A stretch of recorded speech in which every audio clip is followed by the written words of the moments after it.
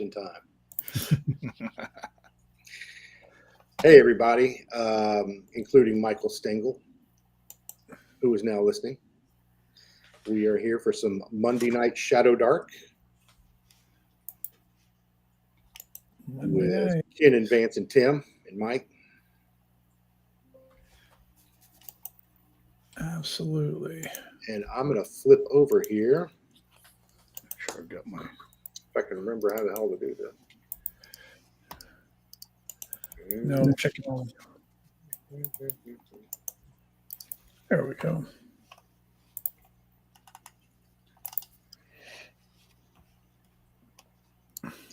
How's that look? Michael, you can be our tester. Can you see the screen okay?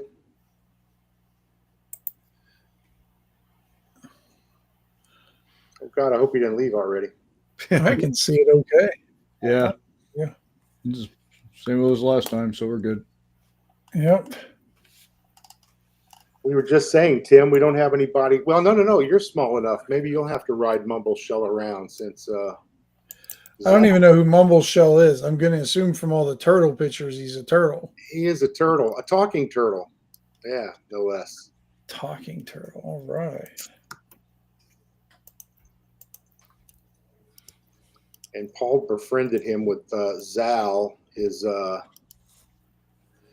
what you call it, assassin, halfling assassin. So he was riding him around on top of the turtle, kind of a skateboard contraption. Yeah, Hey, so the Kieran. turtle does have a skateboard contraption that he rides on. He does. Oh, the turtle does? Yeah. Karen, what's going on over in Dublin this evening? Late evening, your time.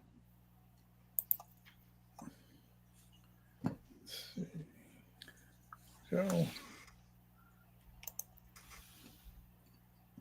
I always forget how complicated it is to sync everything up and get everything going.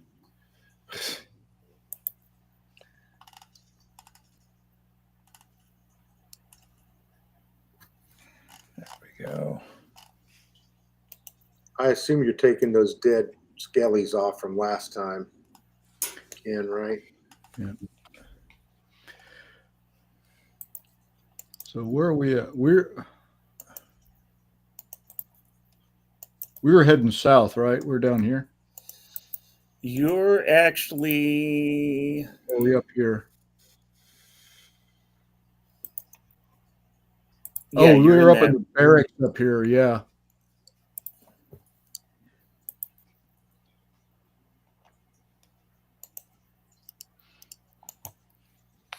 Yes, so you're right in here. I think this guy's dead. I think there's only one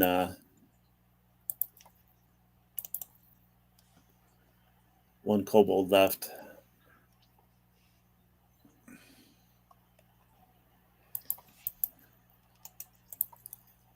And let's see.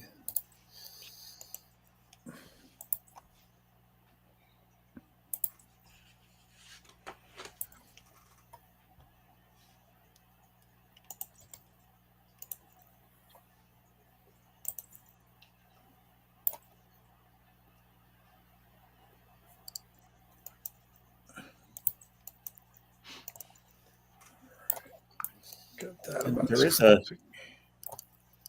You guys did find a small boat in this room. Yep, we've got the coracle. Yeah. And 3 surviving skeletons, a turtle on a skateboard, and The usual stuff. again, 2 halflings and a tall person. So that sounds like a typical Montport. Yep. Not too different, huh? Tim, I think what's at Sterling's one class? point you had a talking badger. You had a kobold sharpshooter. Oh, the last time, yeah, we had what was his name? The little kobold. What was it? Little Larry. Little Larry. Little Larry. Yeah, little Larry. He was kind of, we called him Neon sometimes because it seems like he was dodging bullets and just shoot when nobody else could hit. Little Larry just was sniping people. Yeah, he was our go-to when we couldn't do anything. And the talking badger, I don't remember. Was that something that Dan had? Was the talking badger? I don't remember talking badger. I think you guys met it for just a short period of time, but I was going through all the NPCs, and there were like probably about 20 of them. Okay. Because you had a mushroom with you for a while. Yeah, we had mushroom for. Remember him? Yeah, but yeah, we had. Yeah, you tested my memory, Ken. That was like what 10 years plus ago. You had a crystal golem with you. The mushroom. That was definitely Myconoid Monty. I don't remember what his name was. Gary? I think we called him Mushmouth. Mushroom. I think he was. His name was Ansar Khan. Yeah, that's why we called him Mushmouth. That was my next guess. So no, I don't. Ansar Khan. No, I kind of remember Ansar Khan is actually the name of a Detroit Red Wings hockey beat writer. Oh, okay. His first name is Ansar and his last name is Khan.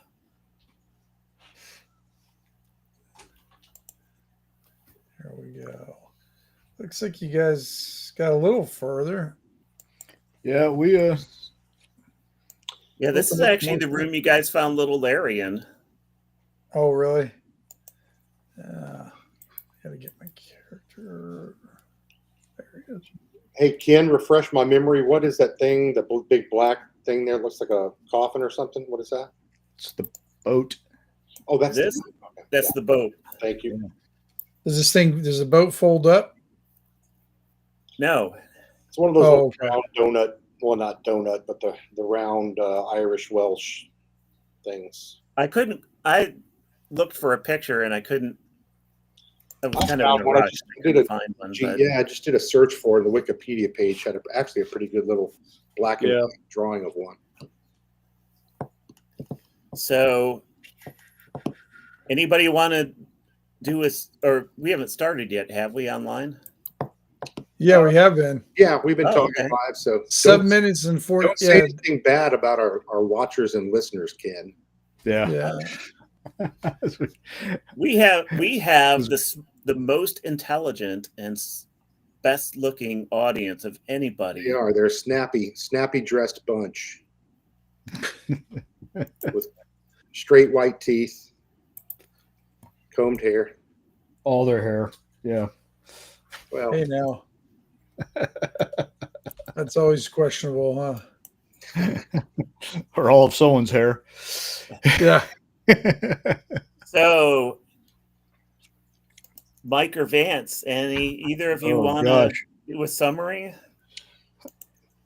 Vance, I'll drag the boat if you'll do the summary. How about that? Okay, sounds good. Let's see. Looks like I'm looking at my notes. We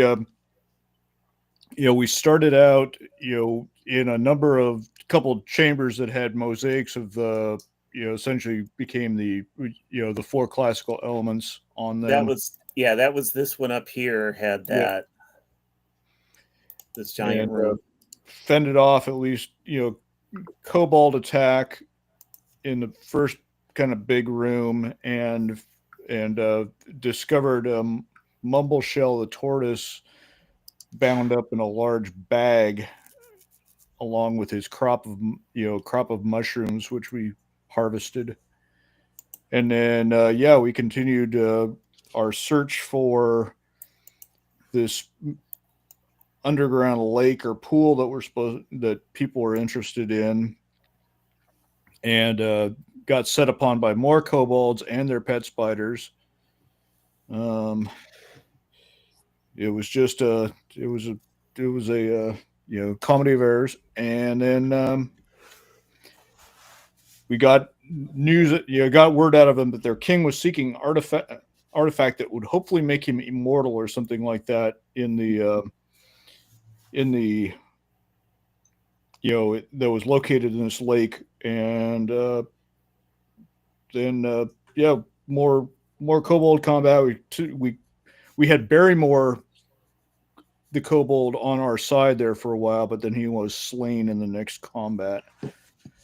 And we finally have returned. We found our way to apparently the barracks, and where we did find a coracle and a place to hole up for the night. And there we are. So, and it looks like we still have a kobold with us. Is that true? Yeah, you captured him in this room. His name is Darrymore. Darrymore, right? Yes, of course. So, and that Tim, that was Larry's name. Was actually Larrymore. Oh, was that what it was, Larry Yeah. Moore? Okay. I'm nothing if not unoriginal. Yeah. So so we are off to drag boat to wherever this underground lake is, probably, and have some misadventure there, and probably end up bailing quite a bit. I will drag the coracle to the oracle. Okay. Well, I've got 3 skeletons that can help grab the corners. Oh, that's true. I need to be here. I'm here to fight. I'm not a porter. Yeah. Yes, yeah. Well, Yeah, we've got him, a kobold guide / captive and 3 skeletons, and I'm gonna. So here's what we can do. We have the party pog. Yep. Mm-hmm. And you can move the party pog, and then when we need all your Party, I will grab them and move them over. fair enough. Okay. So we were going to head south, right, guys, to find the underground lake. Correct. So we've rested, and everyone's got hit points sorted out. Yep, you all have a luck point. Not an extra one, just one. All right. So I assume we're going to head south through this door. You want me to drag it, or who's dragging it? You want to Yeah, drag go it? ahead. Vance, you got the skeleton. Well, they're dragging the boat. Okay. And We're on the move. person. So Bomb we're- has his spells back. I think he Yep. lost one, but it wasn't a. It wasn't disastrous because I still had my burning hands. Right. Mm. What class is Sterling again, Tim? Sterling's a thief. Okay. I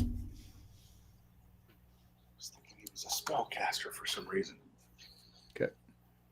All right, so we are going to heading through that south door, looking and listening in the hall for anything we might stumble across, and if no signs of any. Where's the door? This door down here. This? I don't No, see a well, door. that's where the ravers are. We just left that one over to the left, to the west, Right. where all the tokens still are. Right. Yeah. Correct. Yep. So does Darrymore know where this pond is? It is to the southeast, which I think is this way. the way we're going, right?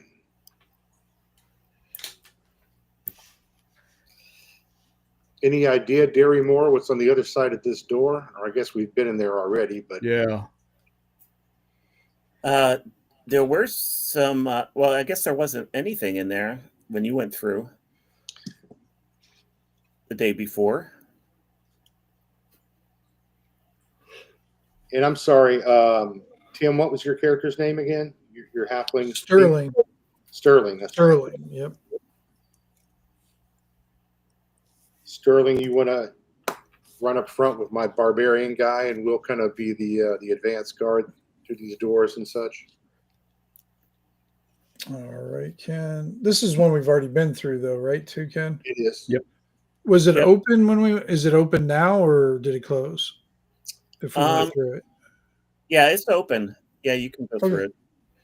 Okay. And there are a couple skeletons in this space. There are some skeletons and the remains of a ghoul. Oh. You guys fought yourselves a ghoul, did you? All right, so I guess we're heading. I'm assuming we're heading towards those steps then. Yeah, we're going to head down here towards this door. And are those doors open, Ken? Unless you guys want to go in this area, we haven't been in this area yet, and he said southeast from where we started. Yeah, southeast would put us back towards a couple of rooms we've already been to, but they do have some south doors that we didn't open up. You guys want to see if this is another commode in here? Sure. Oh yeah, why not? We're here. Yep. There's All right. always money to be found. We're going to do a check on this door to see if we hear anything or if it's locked, that kind of thing. All right. It has a lock on it. Definitely Uh-oh. commode. I was gonna say, yeah. Little Why don't poop you, shoot. Sterling, show us your nimble fingers there, buddy. All right. And as you're looking at the lock, you notice that it's not locked. So I pretend I'm unlocking it. Yeah, and then I go- and what I go through, make it look like it's quite a bit of effort. And, right. It's like, man, Yeah. guys, I don't know. And then I open it up for him. Tough lock there. Any waft of sewage, Ken, coming through the door? No. That's a good sign. So this room has been picked clean, but it has over here, it has a desk. Mm. And then there are shelves on this north wall. Okay. So it's been picked clean. So does that mean there's nothing on the shelves and nothing on the desk? Yeah, the drawers from the desk have been pulled out and are on the floor, and there's nothing. Everything's been.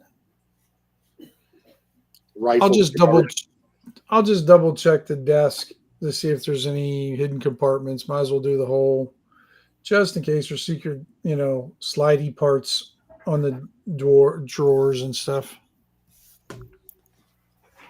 And I assume Baum Murphin, the magic user, is carrying the torch again for us? Okay, and refresh my memory, were we using 30-minute torches? Ken? Yes. Yeah. Thank you. That reminds me, it's.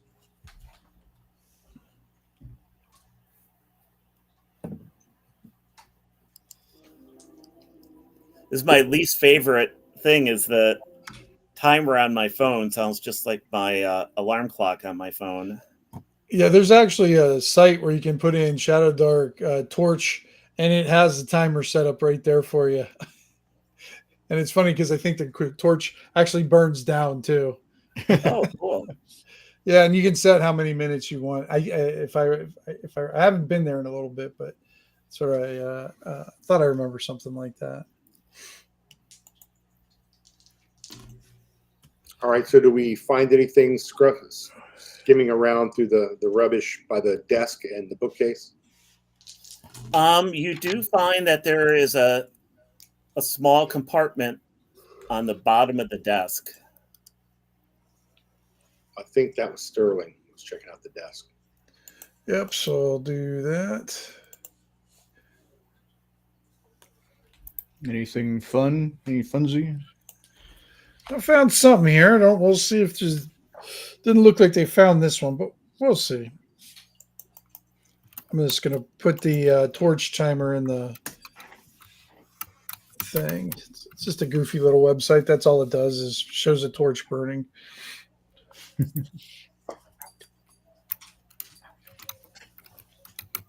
Oh man. Yeah, go lay down. And it just has 5 words on it. It's just a little tiny. So what is it? It's a piece of paper, you said, Ken? Yeah. What's the 5 words? Or can I read them? Can you see it? Hang on, let me. Not There we yet. go. Oh, there we go. The girl is fake. Well, that could mean a lot of things these days. Yeah. Fake or fake. I mean, if she's just faking it, I'm fine with that. Who cares? But Right. Throw me a bone over here. Put on a show, something. There's no women here. All right, that's a pretty critical piece of treasure. I'll put it out, add it onto the inventory sheet. Does that take a slot? Oh, slots. Takes two. It's a complete sentence. Takes two. Yeah, exactly.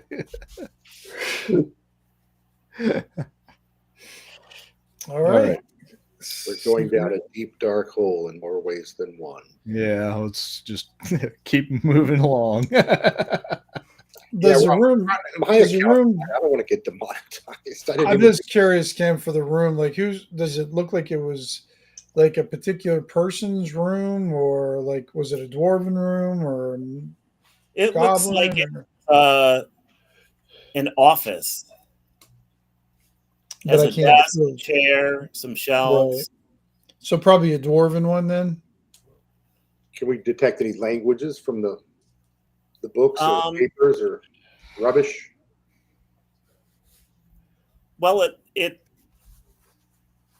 nameplate. I don't can't know. really. I mean, the furniture is human size. Okay. All right. All right. Okay. Oh, that's helpful. And it looks very old, but it's somehow, for some reason, it's well preserved, despite being in an underground setting.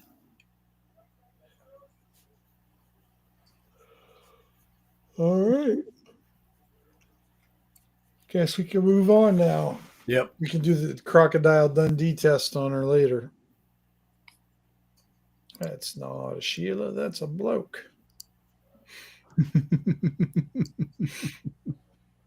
And no other exits or doors here, huh? Nope. Not that you can tell. Yeah, I think we need to look around. There's got to be a secret door here. Definitely. There's gotta be. All my years of underground dungeoneering and adventuring, I've always noticed when there's a big group of black space around the other three walls, there's bound to be a secret door. So we each take a wall and tap around with our various tappers. Yeah, exactly. Okay, so when you spend the time to look carefully and listen closely to the sound of the stones and are you going to move the bookshelves? Of course. Okay. Yeah. And I'm going to put the candle back in the candelabra and take it out and stuff like that. Yeah. And you don't find anything. We're going to move them? Yeah, sure.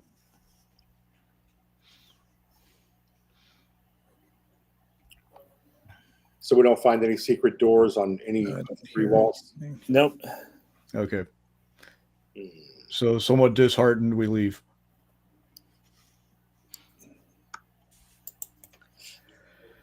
And back down to this door. Sure. And same routine. Okay, and that's actually a double door. It's a nicer door. And you noticed that from when you came through, you were in the other room. I mean, on the other side of it. Right. Mm-hmm.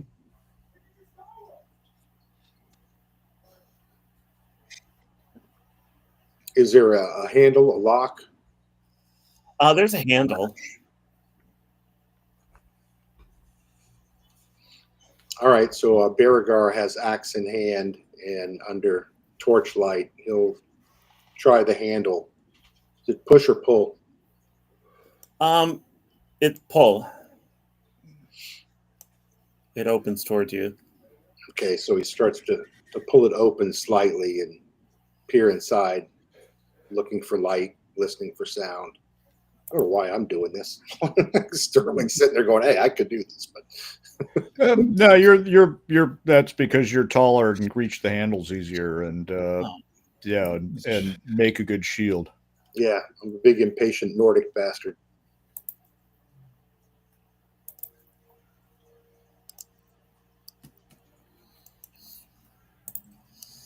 All right, it's having trouble.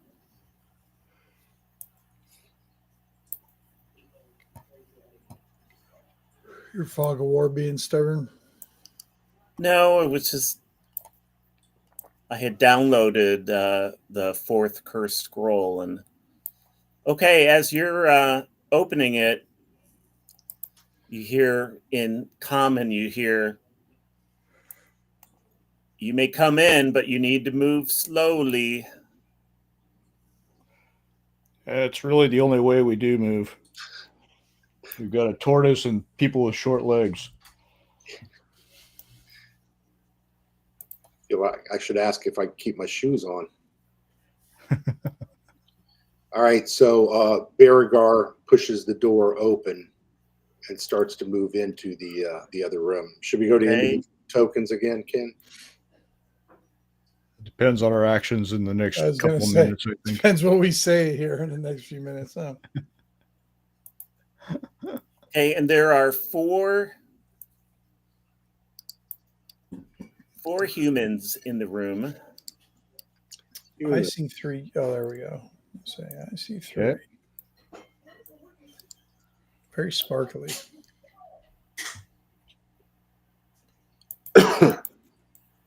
And 2 of them are wearing armor and have martial weapons. One of them is, this one down here is sort of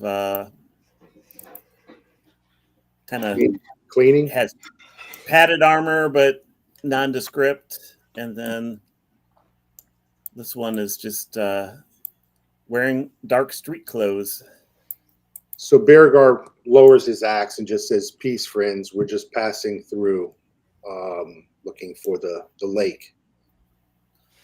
Oh, the lake. The lake. Yes. Well, and the this woman right here says, "I am Madeline of Montporte, and we are just finishing our delving into the monastery. We are on our way back to town."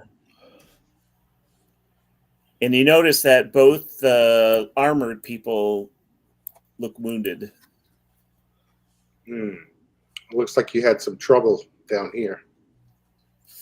Well, some trouble. There's always a little bit of trouble going on. We ran into some skeletons that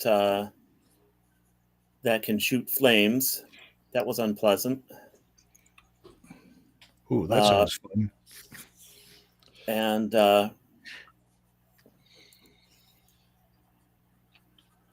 so you notice that they each have what looks like almost a badge on them, kind of on their chest area, or and it says BA on each one. Boeing? BA. Yeah. Buenos Aires? So I notice you do not carry the sign of the Brave Adventurers Guild. Are you not a member? I just shake my head slowly, Ken. I go, We represent the Lollipop Guild.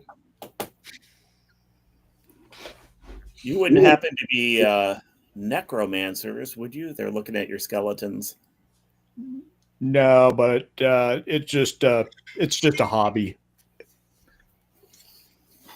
Well, to each his own. Have you found anything interesting? We're always looking for information.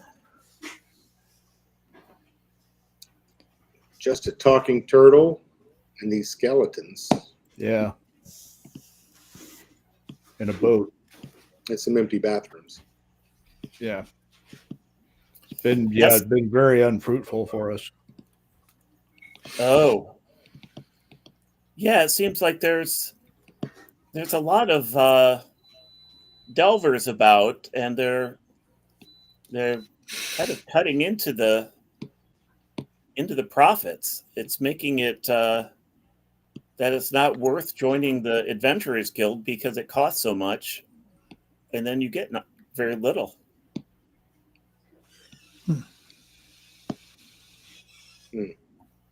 I see you have a boat. Did you bring that with you? We found it. We're just freelancers. Like I said, we're looking for the lake or the pond. Oh, You could point us in that direction? yes. Just keep heading east till you come to a room with 4 pillars. Then head south, and then head east. Got it. 4 pillars. Head south. Zigzag east again. I must warn you, the perimeter of the monastery underground is protected by elementals. So either you must rush through before the elemental comes out, or you'll have to fight it, and they're difficult challenges. They're difficult foes.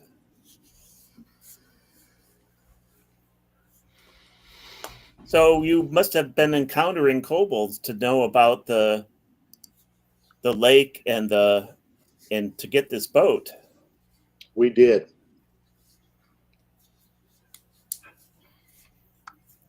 Well, they're a little nuts. Well, there's fewer of them to be nuts now. Yeah. Oh, that's always.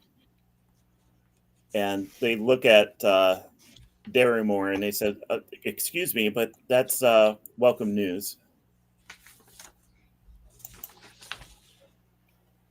Yeah, this little one's serving as our guide. Yeah. They can be challenging because they can sneak up on you and ambush you, and their spiders are not to be messed with. We'll be sure to watch out for the spiders. Yeah. I've lost a few friends from those spiders. We'll watch our step. Yep.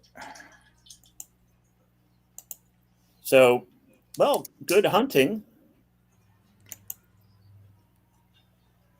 Thanks. And yeah, when we come out, maybe we'll get our new merit badge like you guys have. Oh, well, yes, we've been down here a few times, but I'm not sure that this is. I think once we find some ways to go further, deeper into the earth, I think it'll be much more fruitful.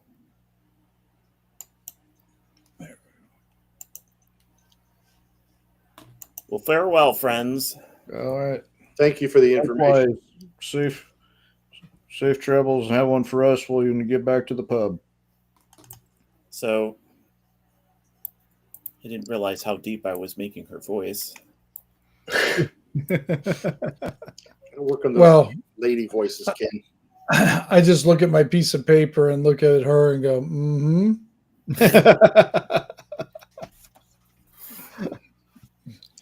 Kind of looking knowingly at the other guys. So So as they leave, the stench in this room is pretty bad because there's decaying orc in the room. Yep. They're pretty picked over by this point. It grows on you after a while. Some cave cockroaches and smaller centipedes. Right. Yeah, this is where we fought when we first came in. Shall we keep moving? Yeah. So we go east till we get to the room with 4 pillars? Yep. Okay. And then we go south. All right. I'm assuming that door's open or unlocked, Ken. This is the room. Yep. We met the dwarves before. Yeah, and this door is open as well.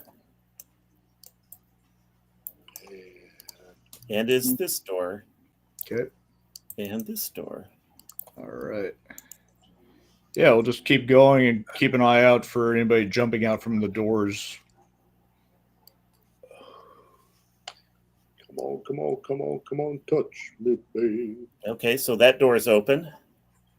Man, I can't change my controls fast enough to keep up with Ken here. He's cruising. All right, we're looking for 4 pillars. Yep. Then we'll take a southerly turn. Yep.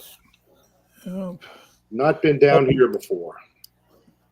Yep. I'll check the door, Ken. Kind of look for any traps, possibly. Check along the wall and check the ceiling. Make sure there's no big rocks fall. Everybody dies, kind of thing. Okay, you notice that it looks like there's some sort of string that you can see that is attached to the bottom of the door. A string attached to the bottom of the door. Okay.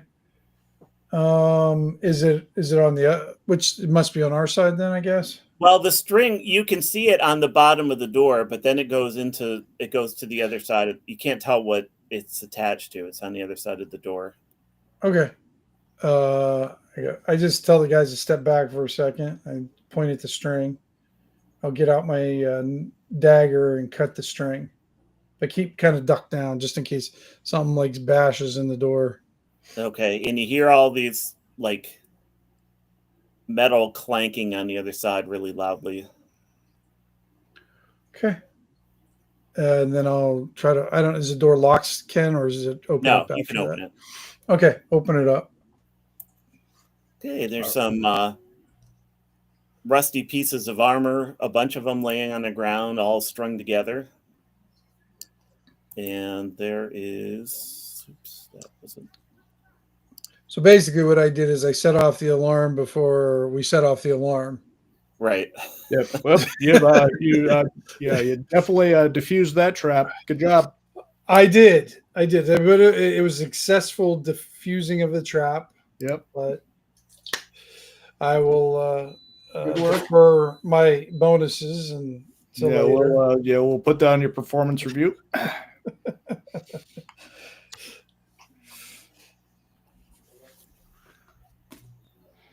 And it's just a straight haul then. That's all we see? Yep. All right. So I guess we're cautious in case we alarmed anything.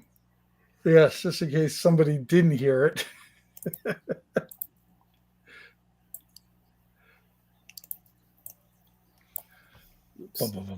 Hang on just a second here.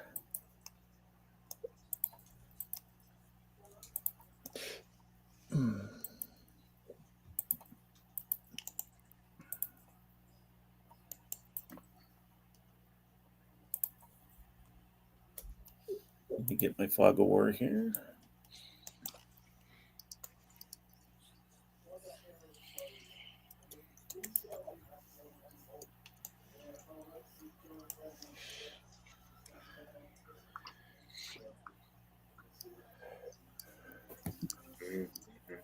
All right. Ooh, do we see think pillars? Before we get, I think what we should do, though, guys, I look at the torch and I just look at it, Ken. Does it look like it's suspiciously running low yet? Or yeah, it's got to be getting close to that time. I don't want to go into a new area and then have it go poof. There's about a third of it left. Okay. Okay. All right. Yeah, let's go another room or so and try And to we can remember to refresh. turn things on. Yeah. Is there a reaction table? Yes. There is. I think it's basically the same as like, kind of the old BX. Yeah, it's like table. a 2d6 table, Ken. Yeah. That's what I thought. I just can't find it. Do you have the printed book? Yeah. Yeah, back inside cover. Yeah. The back cover, lower left of the. Oh, okay. There we go. There you go. Do Do I get a luck point for that? For telling you where the table was? You get my Eternal thanks. eternal thanks. So I'll take it. Eternal. Uh-oh. Are you going to use my charisma bonus then, Ken, to alter that? Oop. Since I'm so shiny. Actually, it would be the same roll. I have no charisma bonus. Yeah, neither do I. It looks like giant chicken lizard rooster people. Yeah. Uh-oh. Yeah, we know what they taste like at least. Yeah. Tastes We like didn't get chicken. breakfast again. We haven't had breakfast one day in this place. Yeah, I know this. It's the Yeah, most important meal of the day, and we keep skipping over it. Yeah. Yeah. Yeah, I was told that there's going to be at least a continental breakfast, and I haven't.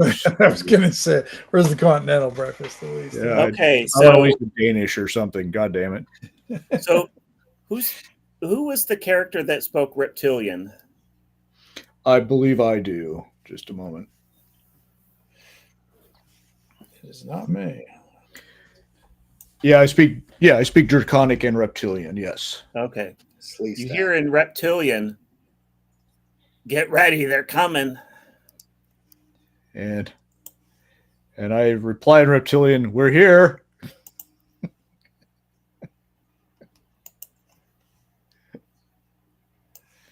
Do you have breakfast? We told you we told you you'd have breakfast for us. Okay, they turn around and go the other way. You're not welcome here. We're just passing through. Yep. We have a boat slip south of here. Yeah, we've got our fishing license. Can we pass through peacefully through the south door? Yeah. No. That's all we want. Ah, no. How about for a few coin? How many coin? 20. There's 5 of us. How about 20 silver each? 20. Let me That'd be 100 silver pieces. Well, at least you can count. oh, there's a sharp one over there. What Wow, about, that's like they have 2 eyes. How about 2 coins on each of your eyes after we cut your heads off your bodies? Why you? Why you oughta? Why I oughta? All right, let me get your tokens. Them's fighting words. Let me get your tokens. We're gonna make them work. Yeah, the sea wolf Viking boy put his mouth into it again. Yep. Come on, me hobbit hearties. We're right behind you. And turtle. Yeah, get that turtle bowling ball ready to go. I haven't figured out what these are. They look like lizards with rooster heads. They're lizards with blood on their Oh, it's blood. I got you. snouts. Okay. Well, somebody roughed them up pretty good before we got here.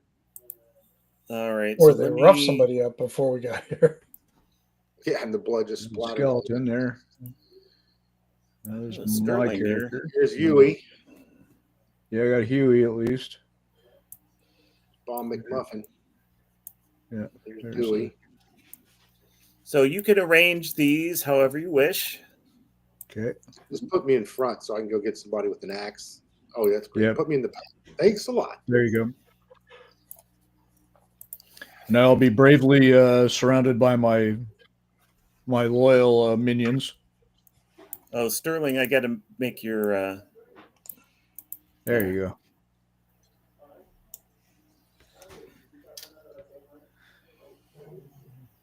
What's that green token? That's Shell. Mumble Shell. Oh, that I see now. Okay. Is our wait, kobold going to help us? Yeah, if Drew Barrymore has a bow or something, we could use some range fire. Yep. Yeah, he has a sling. Okay. Oh, that's right. We have the slings with the little mushroom grenade things too. Yeah, we've got The boom boom. couple of. We've got one explosive slingstone left. Zal had it, but he's not here, so Sterling or the kobold now has it. All right. Just give me a second here to. get myself- Sal walked out with his cell phone and he couldn't get a good signal. He walked off down another tunnel. We'll catch Yeah. up later after the call.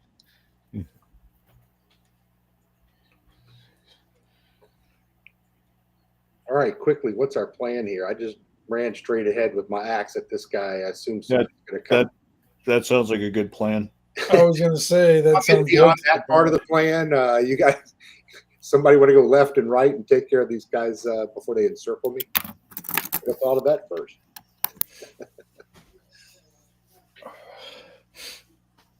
I think you're the only tank we have, aren't you? Kind of am.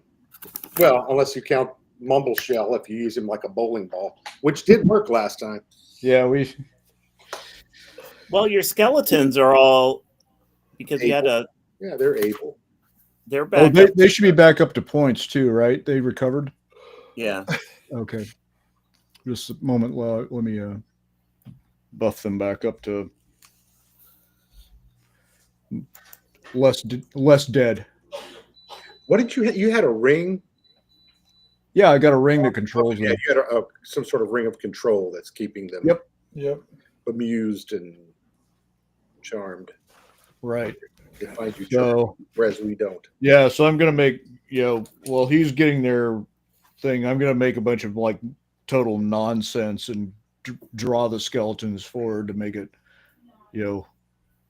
try to be intimidating. Let us know when you want initiative. All right, so let's clear the list. Okay.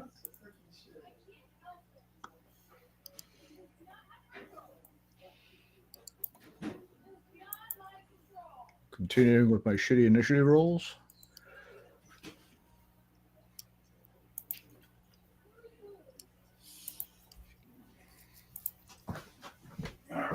So this is 17 is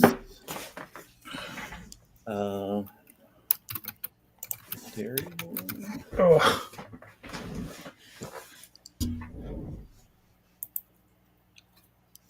Where did my controls go?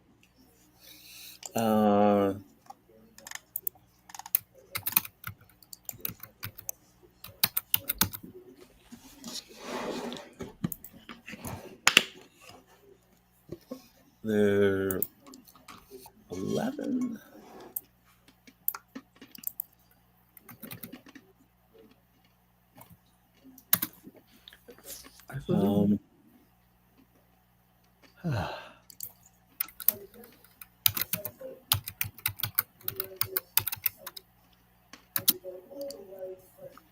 And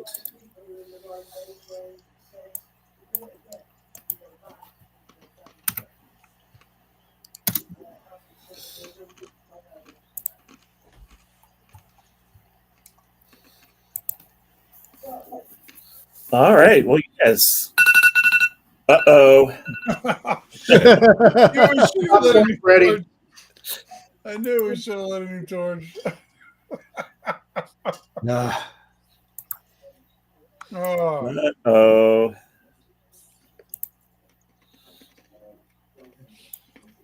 I'll fire up my light spell just in. Oh, there it is. Son of a bitch. I All had right. a feeling that was going to happen.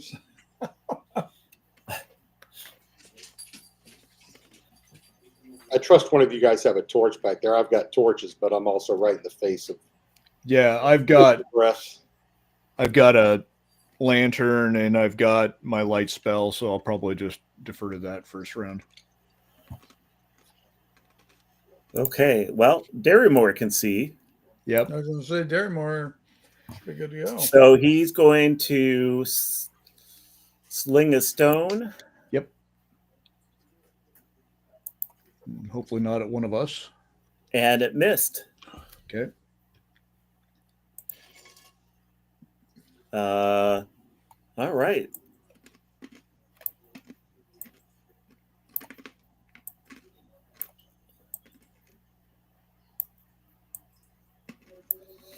Okay, Baragar. Let's see. Negative space says that didn't feel like 20 minutes. Oh, 18. He's That like, was 30 minutes. that was 30 minutes. Yeah. Who's swinging away, Baragar or the lizards? The lizards. are. Great. Baragar, you take 4 points of damage. I'm sorry, I can't see anything. It's dark. And you hear You can't even find my dadgum journal thing. Oh, there it is. you feel a spear kind of whistle past your ear as it's being stabbed towards your face. And then the other ones are attacking the skellies. Not my skeletons. Miss. Oh, that one hit. There you go. All right. Vance, your skeletons have 11 points. Yep. So one of them just took 5 points of damage. Okay, I'll just count down the one that I have my clicker on. And another one got hit. That one takes 4 points of damage. Okay. And Baragar, it is your turn. All right, I'm going to swing away with my great axe wherever I smell lizard breath in front of me.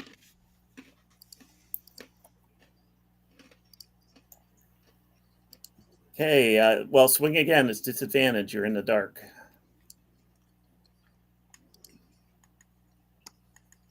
Nine, miss. Mumble shall have light. Mumble Shell attempts to cast a light spell. And does. Yay. Great. And I can do other shit. Oh, so Mumble spell can, or Mumble, you can. Yeah, mumble shell is mumble spell. Yeah. Ah, Oops. And he tastes like chicken.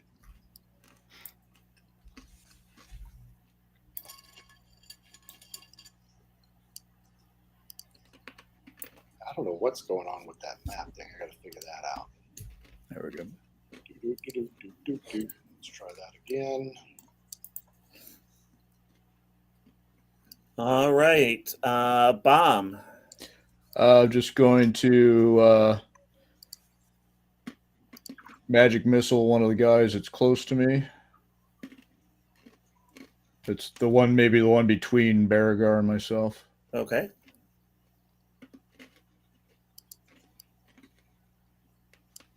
Just enough. just made it. 3 damage onto this guy. And then I'll have my skeletons. The one that I'll just have my 3 skeletons strike. So I'll just do 3 d20s. They don't have a bonus, do they? They have +1. Okay. I'm just going to do that Oh, bear then. with me. I got to restart my page here again. Ooh, a nat 20 and a 13. Does a 13 hit? No. Okay. So the first one, which would be the one that's totally, he's going to hit the guy that was already injured. Okay. And what damage do they do? D6 or D8? Yeah, they have spears, so it's 1d6, so it's 2d6. Okay. Bear with me. I'm going to restart real quick. I don't know if it's going to mess up the screen or not. Hang on. Okay. There we go. Got my controls back on that side. 2d6. Sorry about that. Doink. And 8 points onto this fellow. All right.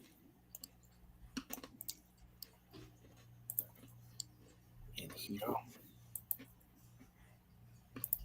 falls to the ground. Nice.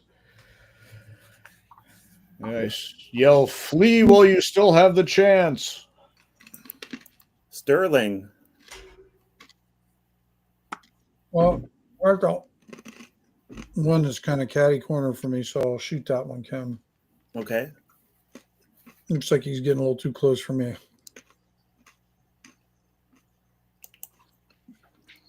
Oh. Nope. Not even close.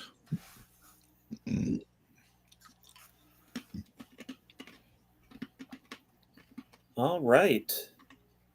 Go back to the top of the order. And Darumor is going to sling a stone. Okay. Missed. lizard folk. And the lizard folk goes. So there's 2 on Baragar.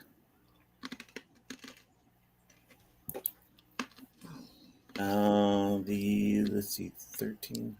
It's a 15 hit. It does not. Alas and alas. 20. 20 hits. Oh, for the second one? Yeah. Yeah, 20 will hit. And he sticks you with the spear for 3 points of damage. Kind of getting a little miffed. And then they're attacking the 2 skeletons here. This is the one that took the damage, isn't it? I got the 2 on the bottom as the one that took the damage. That was just what I was able to click on for when I was in the dark. Okay, gotcha. Missed. They both missed anyway. Okay. Baragar. Boom. Actually, you should go before the wizard folk. So I switched you around. So next time you go first. Let's see. Really, I don't even know what I rolled. Flip it. 15. That's a hit. That's a hit. And D8 plus 1. 2. Doubled it up. Yahoo. You cut him on his forearm. Every bit counts. All right. So I'll missile one of the ones that's on Baragar. There you go. There we go. Ooh. Oh, I'm taking after Baragar and whittling this guy down. Yeah. Hey, you hit him on his other forearm. playing with his food. Exactly. Did your skeletons attack yet? Oh yeah, let me get my skeletons to attack. Thank you.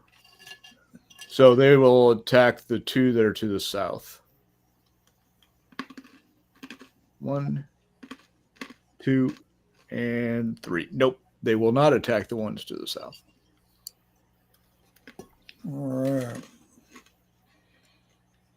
I'll try to shoot that one again, Ken. See how well I do. Probably not. For 12 didn't hit, but that 11's going to hit. All right. Darimore's shooting at the one that has been wounded on Baragar. He's kind of ducking and weaving between everybody so he could get a shot off.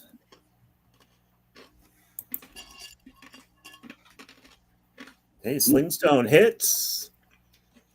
That's 1d4, isn't it? I Sling? believe so, yeah. Yeah. All Oh, right. he does another 1 point of damage. This guy's gonna. The challenge is he gonna die of old age before we kill him? Don't even have a slings in the main rules, so it must be on a different one. Yeah. I think I did look it up. It's Yeah, D4 and keep going. Yeah. Motion carries. all right. Baragar.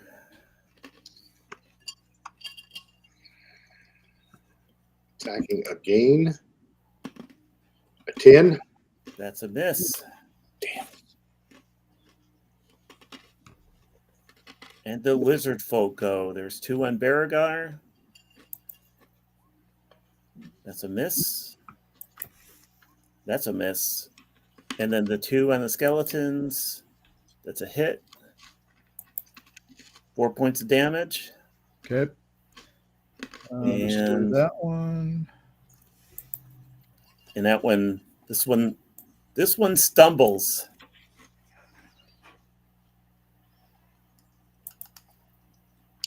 All right. One of my skeletons is looking damaged. All right. Mobile shell do anything, or are you just keeping the lights on? I guess. Just keeping the lights on. All right. Guarding the boat. Yep. Good job. Oh, that's the wrong one. Magic muzzle. Wah! All right, there we go.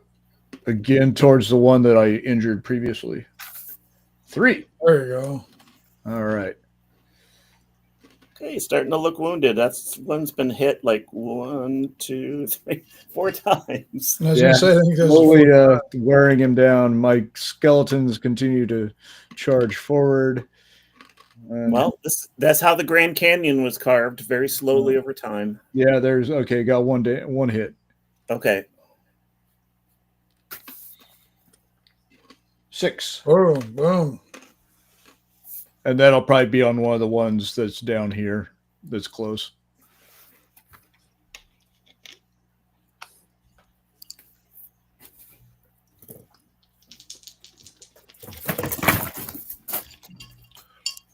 One of your cats make a jump for it, Ken? No, it was me. I just knocked something off my desk. Oh, I don't really have enough room here because I have all this music recording equipment also.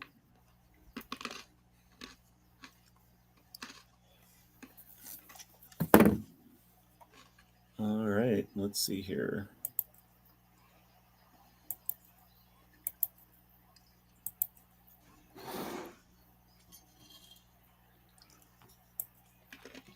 Okay, so 3 of them start running towards this door. That's where we want to go. Damn it.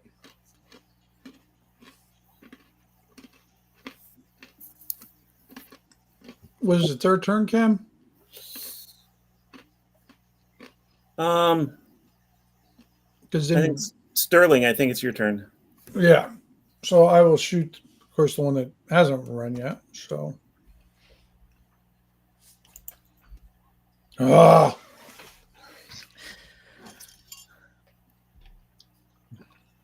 All right, they're there. I think my bow's bent. Yeah, it probably got a little warp down here in the, humidity or moisture or something like that. Just all skewed up. Yeah, it happens to a halfling of a certain age. All right, Daramore is going to sling a stone at this guy. Missed. Okay. Baragar. Baragar swings, hit. Nobody You'll have to around you. move. Oh, they're running away, so I got it advantage, right? Yes. Yeah, if you. Gosh, darn it! 2 points. I think that humidity is warping your edge on your blade too. So, were you attacking the wounded one or the unwounded? The wounded one. The one dripping blood. Although I think green blood lizard should be on the lizards, not red.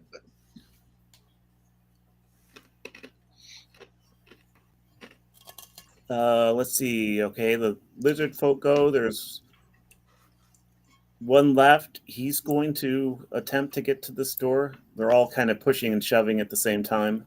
I should have moved because I can't swing from back there, so I assume I'm on that one there. Yeah. Yep. All right. Since Mumble's mumbling, I'm just gonna probably magic that one. There we go. 4 points on this So you're fellow. attacking. This one is the one that's wounded. Which one? Okay, then that one. Yeah.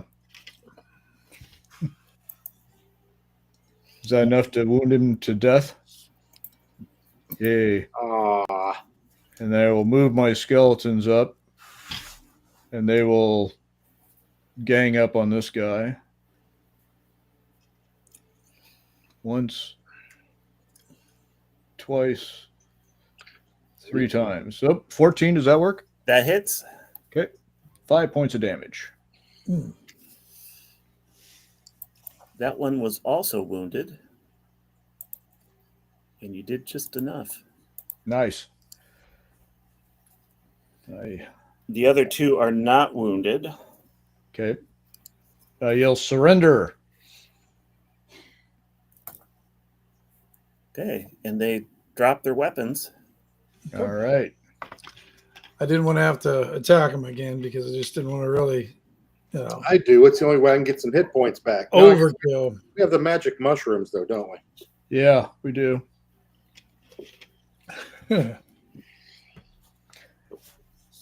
Forgot about magic mushrooms. Yeah. Yeah. Yeah, they got some mushrooms last time that can be used as torches. One mushroom that can be cut up and used for healing, and one that had to be boiled in wine, and then it's a what was that, poison antidote? Correct. Yep. And then one that Those can be hallucinogenic used for effects. food. Yeah. All right, so we're out of combat, and We're almost out of lizardmen. So let's get these two away from the door and get them over here in this corner. Okay. We can pin them over there, question them, and so forth. What do they have for weapons? spears, leather armor, and shields. Okay. Somebody search the dead ones while I Yeah. watch these two. Yeah. Well, Sterling, go through their pockets. Okay, they each have the dead ones. Each have 20 silver pieces. Okay. So that's 60. So that's 60. Okay. Okay. And one of them has a vial of liquid. Is it a vial we recognize? It matches another one that you have but doesn't match the healing one. I have one that says fizzy. Is that the one? This is a fizzy, same All right. color. Okay. So I have 2 fizzy vials. All right. Yeah, clearly Diet Coke. All right, great. Hey.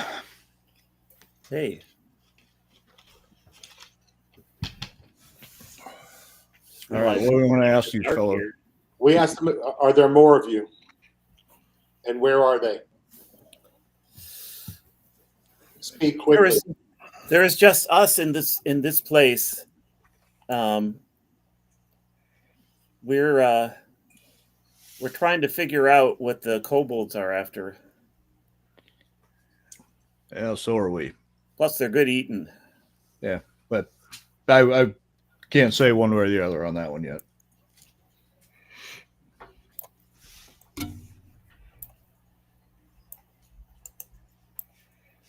Do you know where the lake is?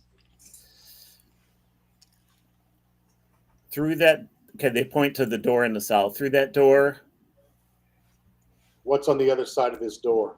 The south door. just a room, just an empty room. Nothing. Are you sure?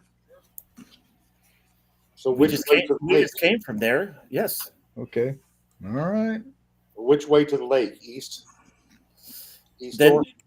Then you go, okay, and you go that way, okay, and he's pointing south, and then you go that way, and he's pointing east. Okay. Yeah, how about you show us? How about you show us? So they drop their weapons, and I tell them to take off their leather armor. Just drop it to the ground. But you didn't even buy me dinner. Oh, All right, so they take off their armor. And these two had the silver pieces on them? Yeah. They also have 20 silver pieces each. Okay, we'll go through their pockets. All right. so rob 100 everybody. total. And see, you guys could have just gotten out with. Well, never mind. We were going to steal from you anyway. So okay. Hey, look, we got our 20 silver pieces each from you in this time. Yeah. Look how it worked out for you. Wah, wah.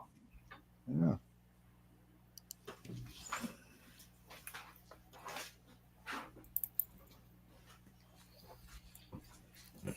And let's see.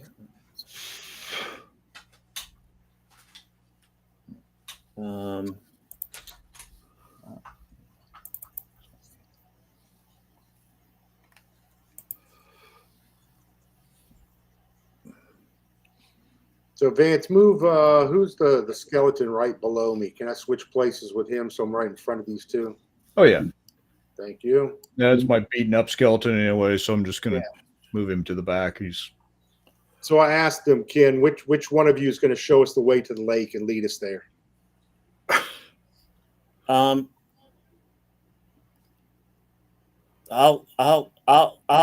do it if you promise to not kill us. I didn't say. I just said which one of you is going to lead us there.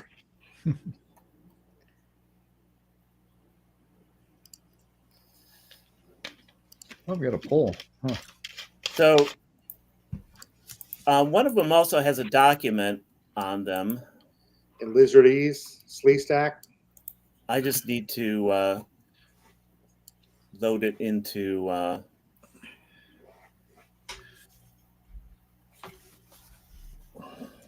If I can figure out how to.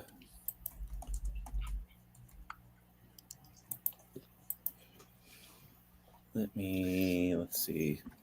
Trying to put it in handouts, Ken. Yeah, I just need to move it to.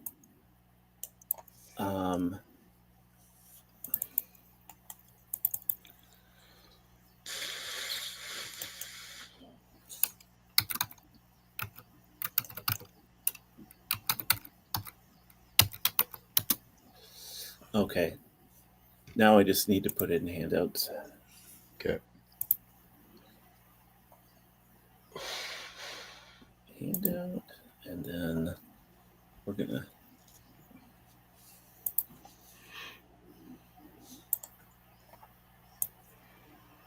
Oh, could have done that.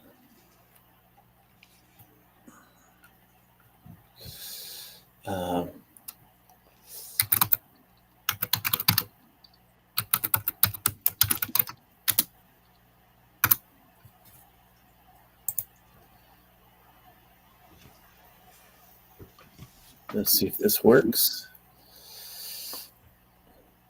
Oh, it's got a virus scan it.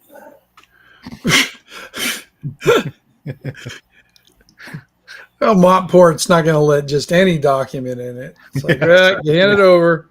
You gotta go through customs. Montport customs. Let's see what So I still pet this?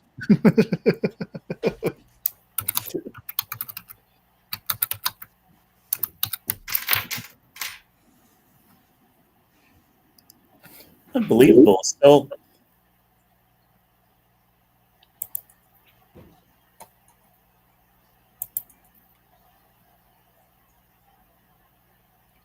It's a long document.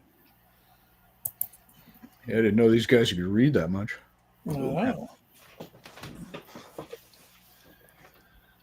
Lizard folk map. They must have ran out of ink. I don't see anything. Okay, let me.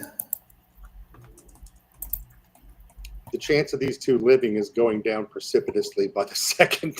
Yeah, exactly. All right. Let me find it here. Patient. No, I can't See see it Phil. there either. We already have the island of misfit toys we're dragging around through the dungeon. Yeah, Oh, yeah. exactly. Yeah. Your cast of characters will change as we go down, that's for sure.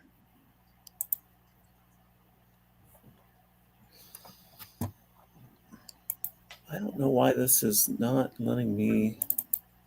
I don't know. Yeah, I don't see anything in Ken.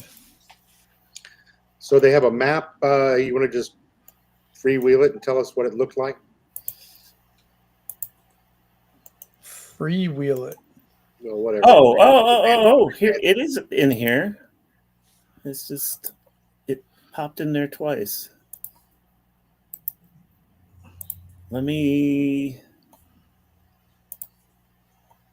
It saved it as a PDF. Let me. There it is. So something. Something went wrong. It's telling me something went wrong. Little Larry's map. Little Larry's map. Map 1. Yeah, that should actually be.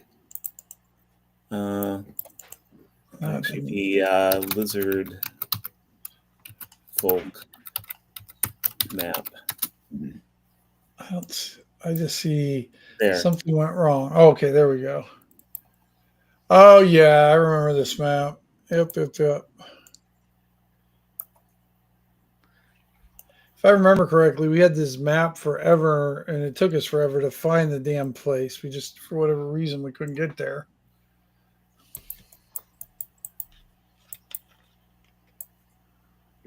Gas trap.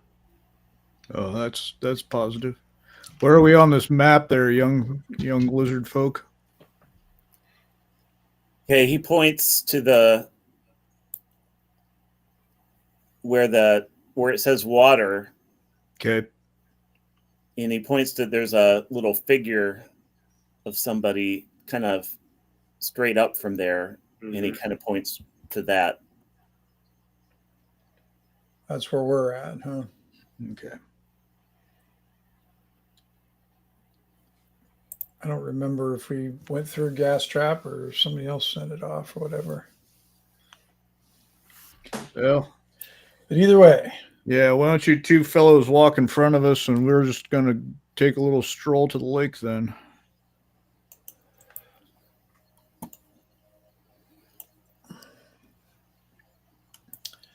Might as well get the party pog out, Ken, and we'll start walking. Yep. Party pog, party pog. Yeah, this is the map. This is the dungeon that originated the party pog for us. All right, so yeah, we'll wander on south and trust that these fellows are telling the truth, but they get to walk in front in case they aren't. Okay, you see this room has cobwebs, some cave cockroaches, some bones, some small mushrooms.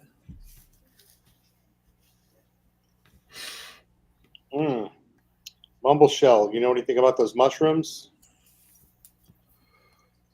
They just look like just the regular mushrooms. Didn't you talk like Henry Kissinger last time?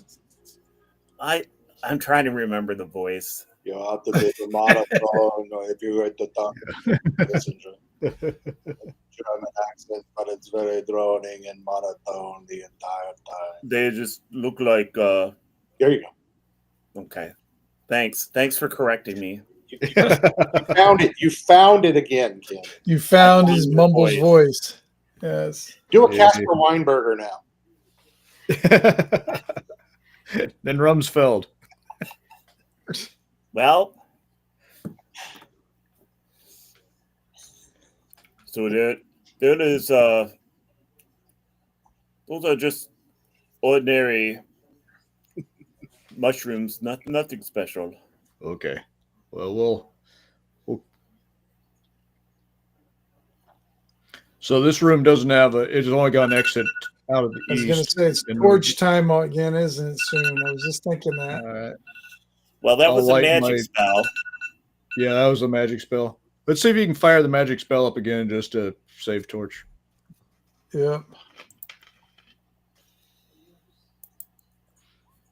Oh, good. All right. All right, so Mumble Shell gets the light going again. Okay. Thanks, bro. And the only obvious exit out here is to the east, and then so we keep doglegging south and east until you get to the lake, correct? Yeah, we were supposed to go south in the room before and then cut east again. So I don't know if it means right here. Can we see what's down this way? Anything further? Well, there's no door to the south, so I guess we have to go this way. Yep.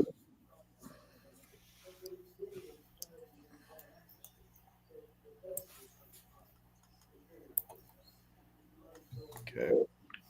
We have so many people with this. We need like a half track or something. Yeah, exactly. We don't hear anything. Do like a hayride with a tractor pulling a big wagon. Yeah, exactly. Like a Hussite war wagon or something. Bucolic scene. So when you get to that point, you can see all the way down because there's some illumination coming from the other direction. Okay. Some flickering orange glow. Down at the end of the hall here? Like torchlight? Well, it's on the walls. It's not it's not actually okay. like it's being reflected from something further around the corner. What are the walls made of? Are they wet? They're stone.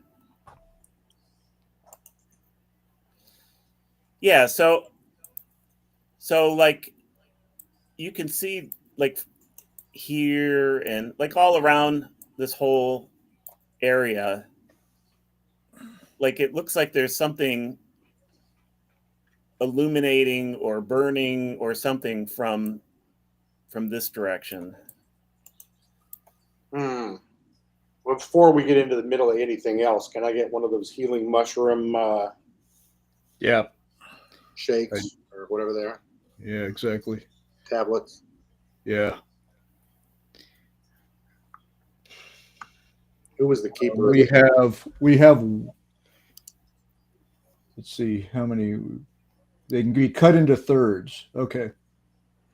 So you can have one per day.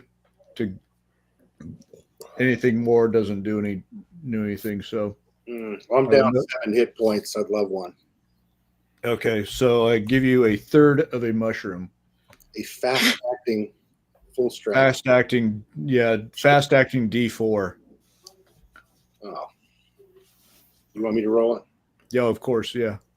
Don't. There you go. Pretty good. Trey, that's better than a kick in the nerds. Thank you very much. Exactly.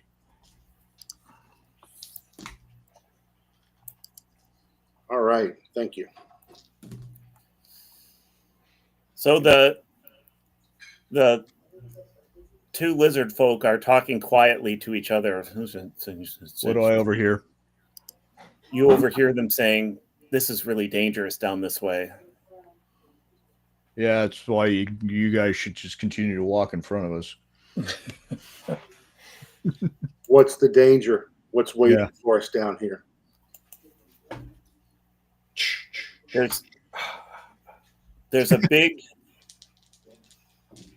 pool of fire, and if you wait too long in that to get by that fire, a giant flaming monster will come out. Must be elemental that the other party warned us about. We're going to get attacked by a big flamer. Yep. All right, so let's. Well, I say let's. How about we have the thief sneak down and see if he can see around that corner.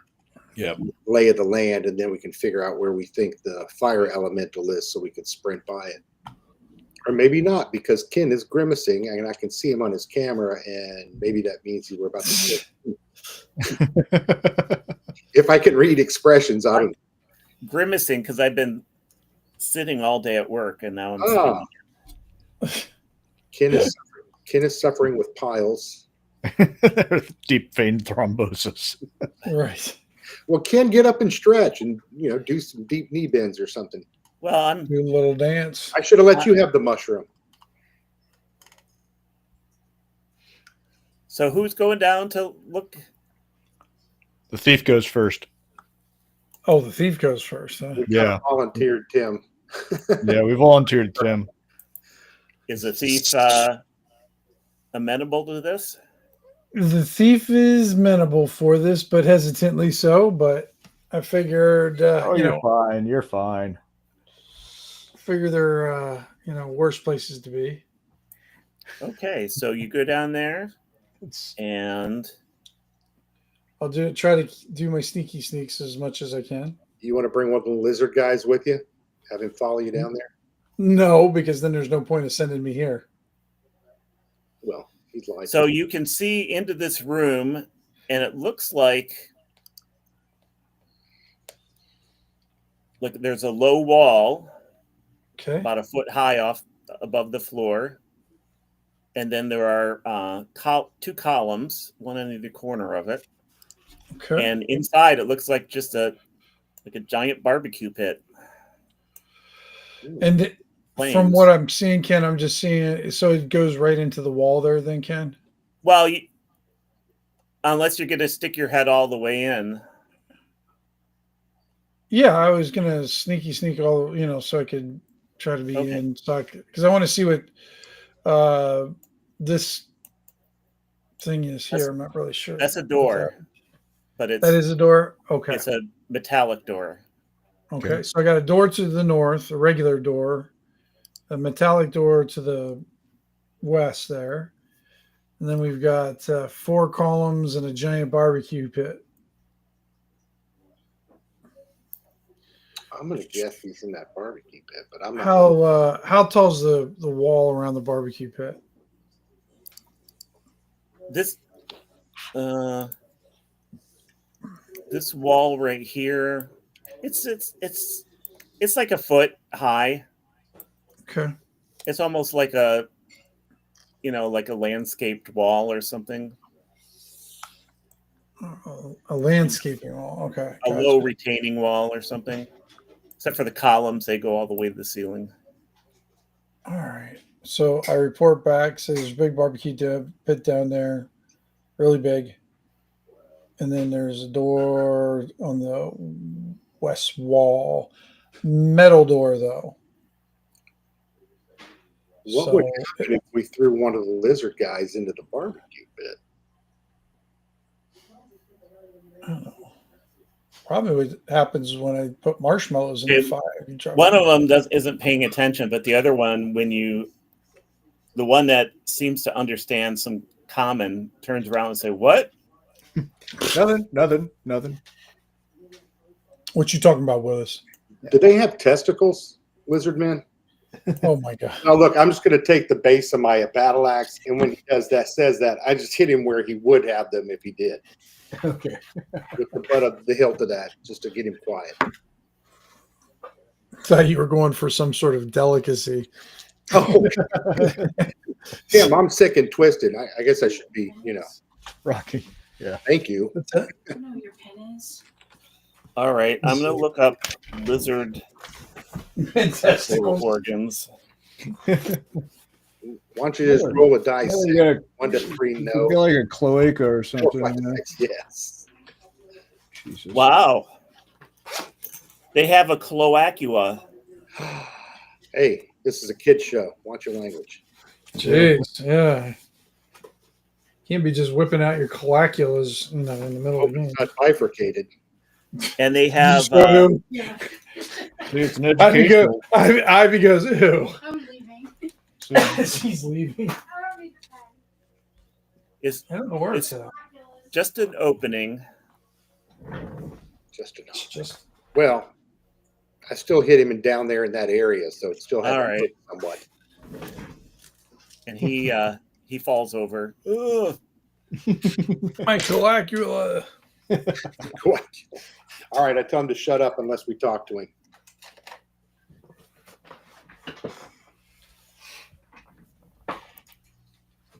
I hate when that happens, huh?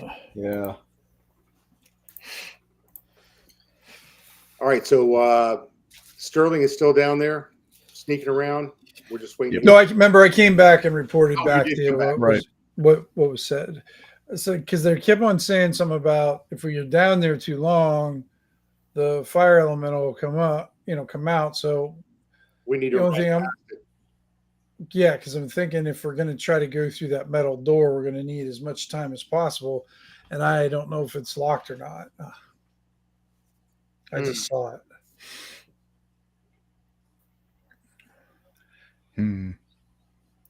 But what I can do is I can sneak down there in my sneaky way.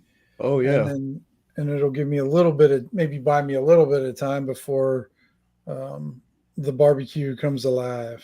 Area might barbecue you. Do we have anything in this way of spells that might be useful? Fire resistance, anything like that? Nah.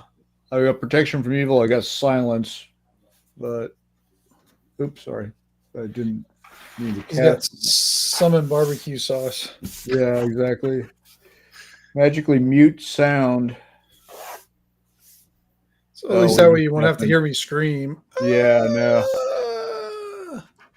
Oh, halflings can remember what halflings can do once per day. Yeah, I mean, the two of us are fine. We're just going to traipse down there.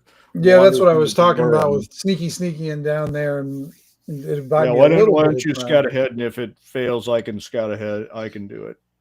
All right. So I basically, what I'll do is I'll maybe have you guys wait. When you did sneak before, were you invisible?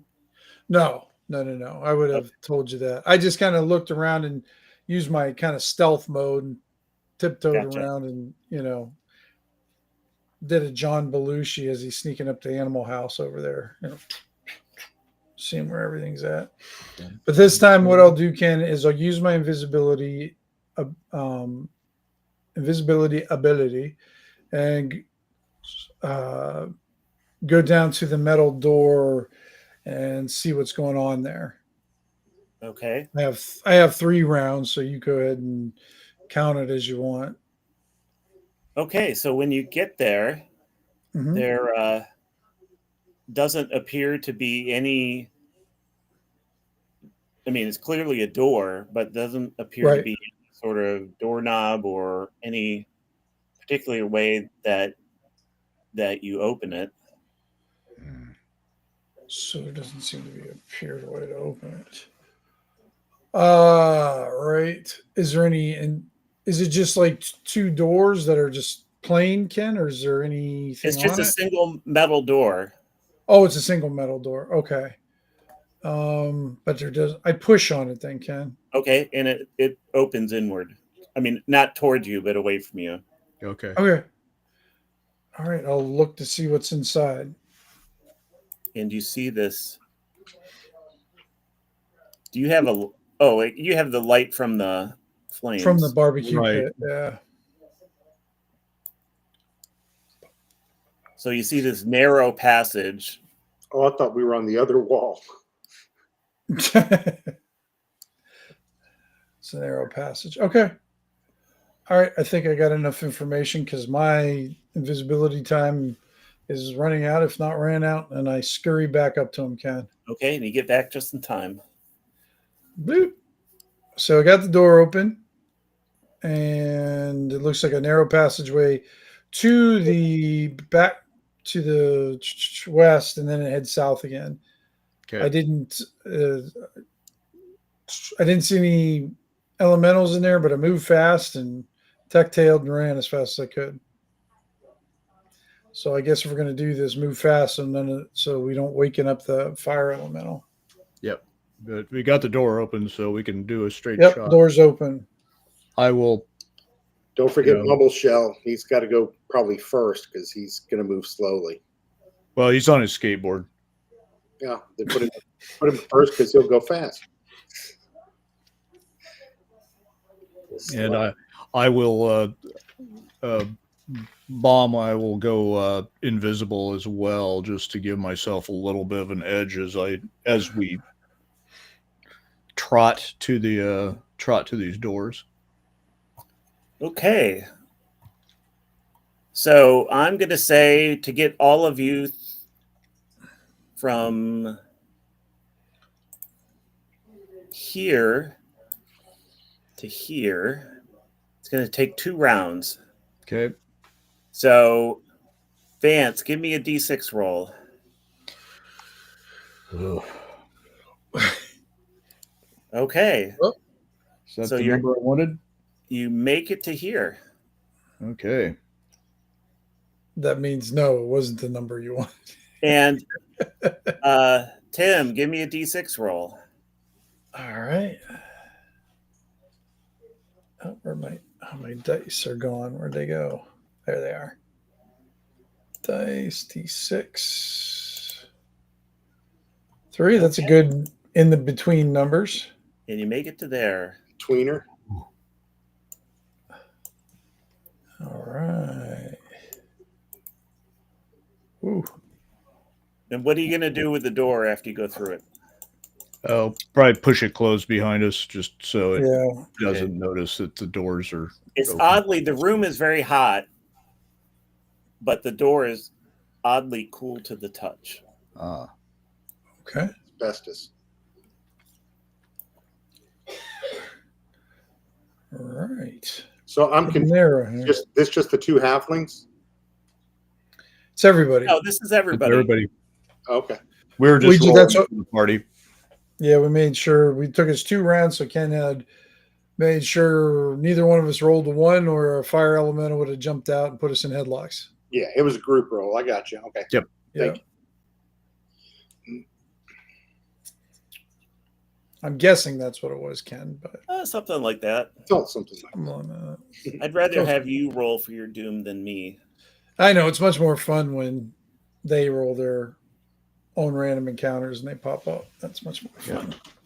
Only in Right, this head case, south, they Ken. is you. Yeah, that's true. But All we right. fail as a group. Yeah. Okay, so it's a corridor, little narrow corridor heading south. Okay, so the boat's probably a little awkward to push along this way here.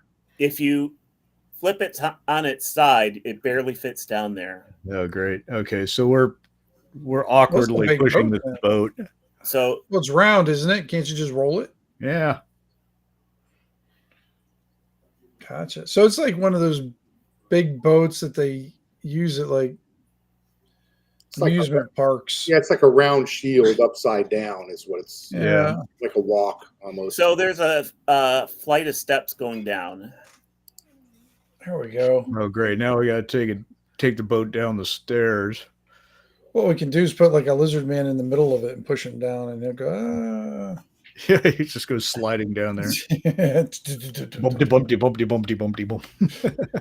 It's like one of those saucer sleds. Yeah, exactly. Are Exactly. these stairs here, these gray things first, or the gray ones Yep. black down here?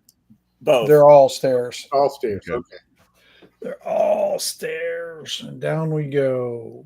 Boom, boom, boom, boom, boom, boom. Just let me. I'm going to go down first, Ken, just to check to make sure there's no like little slidey things or any traps in the steps, or just kind of look around and make sure. And you make it down to the bottom. Okay, so that's fine, guys. Just in case we smell Smell the ocean. strong or chlorine. We smell people. Last one in the Loot. Yeah. All right, so we're safe to head down the stairs and follow Sterling. Yep. Mm. Not safe. That's up to you. That's up. We'll find out now that we're at the water elemental. Right.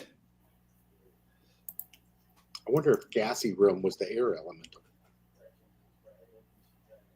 Well, I guess we don't know this was. I guess I wouldn't know that yet, Ken, would I? Yeah, But- you probably have old memories here that you need to keep to I yourself. do. I remember some of this stuff, why this was originally built. At least this part. Because I don't think we learned anything about that yet. Water. I do kind of remember this. Vance, do you have the story again? Why were we heading down here to the pond again? I'm sorry. There was some artifact that the Goblin King or Chieftain wanted, I believe. Was what? Oh, was it a goblin one or No, Not Kobold. Goblin, I mean Kobold. Yeah. Cobalt? Okay. I was gonna say I didn't even know we met because goblins are much different in Ken's campaign. All right. Let's see how the water is. Stick our little toes in it and wiggle them around. Well, if we had to fear the fire elemental back there, there's a chance there's a water elemental here, and there's also a chance that we might need to move on quickly here as well. Just using some Viking logic. Okay, and it's just a very still pond or lake or pool. It just seems to go on into the darkness. And you can hear little drops of water every once in a while. I can't do that sound. You got to do the finger inside your cheek and pull it out, Ken. Wow. Yeah. I don't know where my finger's been, so I'm not going to. Yeah, I was going to say you didn't sanitize for a while, so yeah, don't risk any Kind of show. contamination. So, how will this boat fit us all, Ken, or is this because we got No, it's like a skeletons? 2-man boat. You could fit one human and 2 hobbits. 2 halflings. You could fit the kobold in there. What about our luggage? Your Samsonite tortoise. Well, he's a turtle. Oh. Shouldn't he be able to do this on his own? I'm not a swimmer. Not a Oh. swimmer. Okay. He can skateboard, but he can't swim. It's a I'm a tortoise. Turtle. Oh, he does tortoise, know some not a spells, turtle. and that's pretty damn handy. So I just sink. Yeah. So we'll leave him at the thing. We'll just let the skeletons walk under the water behind us.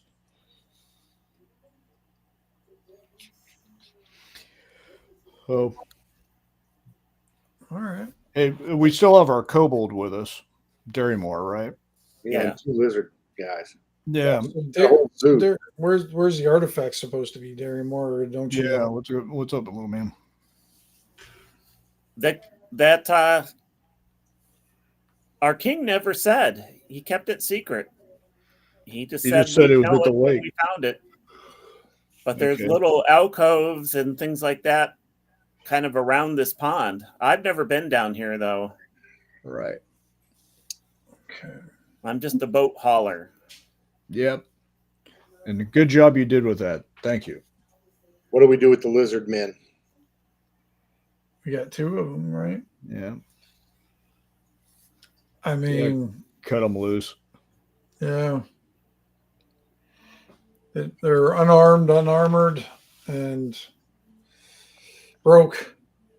Yeah. Yeah, I just cut them loose, I guess, and just Well, you could give them the option. yeah. If you guys want to join our party and try to recoup some of your stuff, as long as you fight with us. Okay, they're kind of looking at each other and kind of mumbling back and forth. And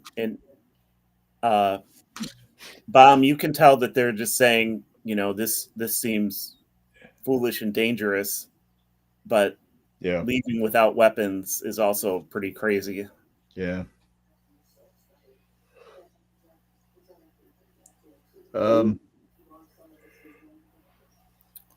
Okay, and then the one that can speak some common just says, "We'll take our chances by going." Okay. Fair enough. All right. Vance, what if we had one of your skeletons wade out there in the water just for kicks and see how deep it is? Sure. Yeah. Yeah. So we'll send them off to their Okay, reward. and you can actually see, like, if you're holding the torch near the water. I mean, Yeah. the water's clear, and you can see it drops off pretty quickly. Okay. So, So yeah. the skeleton goes down and it's underwater. Okay. And Put a so little- somehow I called skeleton back through my, immense necromantic powers. We can put All a right. little bobber on him so we can keep track of where he's floating around too. So just see him bobbing. Yeah. All right, so he comes back up, Yeah. and All Mumble right. Shells. Well, I think if this coracle's kind of small, I guess we should light a second lantern or whatever like that, and then just kind of run around the edges of this pond and see if we see I anything. think we're only on the edges there. We're that square part is the edge, and the rest is rock. Yep. So we don't have a lot to go by. There's probably no other boats sitting around here, are there, Ken? No, Okay. So we probably won't run into pirates here. So that's what we're hoping. I don't know. Giant cave sharks. Okay. I mean, I know what I'd put down here, but that's One of us should take the coracle maybe and go scout around on ahead in the water. yep. At least over to the east or to the west and see what's along the sides. Sure. There be the boat. All right. all right. So let's see here. Oops. I can't give it to all players. Oh, none controlled by all players. Yes, I can. There. Now you can. Any one of you can move the boat. Ooh. Okay. Nice. So who's in the boat? I think we're trying to determine who's going to do that. I mean, I think we should probably all go because if we don't, we're gonna die either way. So just have the skeletons follow behind us and try to tuck Turtle Boy in there too.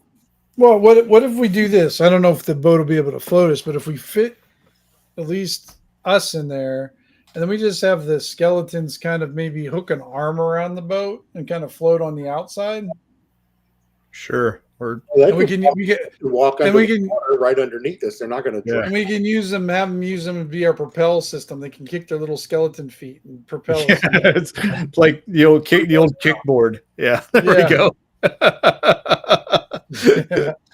And then you So- can touch which one you wanted to do. So if you wanted one to steer one, then you touch this one, and that one stops doing it. So we'll turn right and stop that one. Maybe we should. I got it all thought out. Yeah. Yeah, we're good. All right, we're set. Yeah. Okay, so it's the three of you, Yep. the skeletons kind of hanging on, one on Yep. each side and one in the back. Sure. Yep. And then actually the back is The mumble Up shell here. at our feet like an ottoman in the middle of the boat. and Mumbleshell staying on shore. I think he has to go with us. Can he can't fit in there, Ken, with all of us? Yeah, he could fit in there. Okay. Well, then, yeah. You kind of have to help him in, but So then we're just down to Darrymore is the only one back there on the beach thing, which Yeah. Well, we can leave him there, and he can run off and warn the rest of his people. well, there are ways to get around that. Yeah. I'm not running past that fire again. Yeah. I was gonna say he's not that dumb. Yeah, he's gonna stick Yeah. with us. I think. Well, you keep an eye out for us and whistle if you see anything. Oh man, okay. We'll give him the lizardman spears so he has a little bit more pokey stuff. So the boat's riding pretty low in the water, but there's no waves or anything. Okay. Land shark. Well, I'm unarmored and Sterling's lightly armored, so we'll be fine. What's Beregar wearing? Armor. I Everything. think chain. Okay.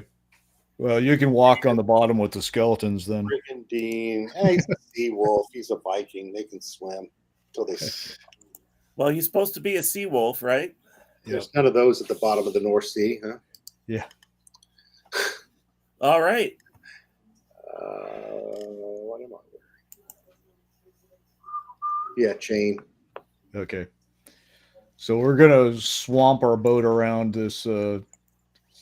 Shall we start going this direction, I guess, and kind of work our way around? Whichever way you want. Yeah. Sounds good. Do we have any ranged weapons ready? Anybody can fire anything if I we mean, got attacked? I've got a bow, but you saw how I did last fight. So. Well, we're still warming up, you know. Yeah. Oh, and it's dark again. Time for someone. I whack a Mumbleshell kind of like a flashlight to see if the batteries. Right. See if the batteries. Oh, nope. Oh, okay. Never mind. I have a lantern. I'll light the lantern and. Aren't some of the mushrooms iridescent as well, or something, or some kind of? Oh yeah, one of them works as a torch. I light a mushroom. Okay. They can be cut into thirds. Damn Okay. useful mushrooms. All right, I'm doing my 2 2/3 mushrooms left. All right.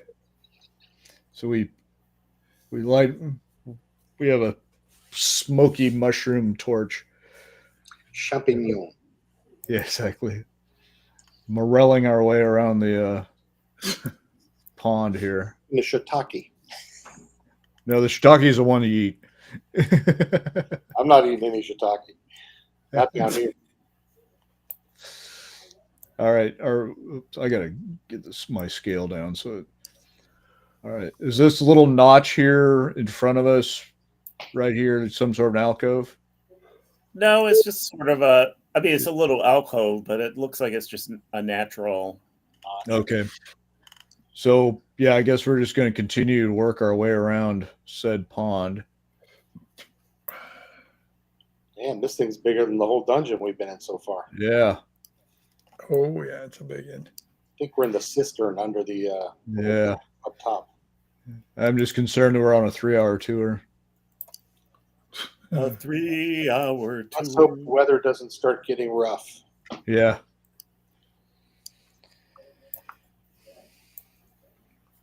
Nobody seasick.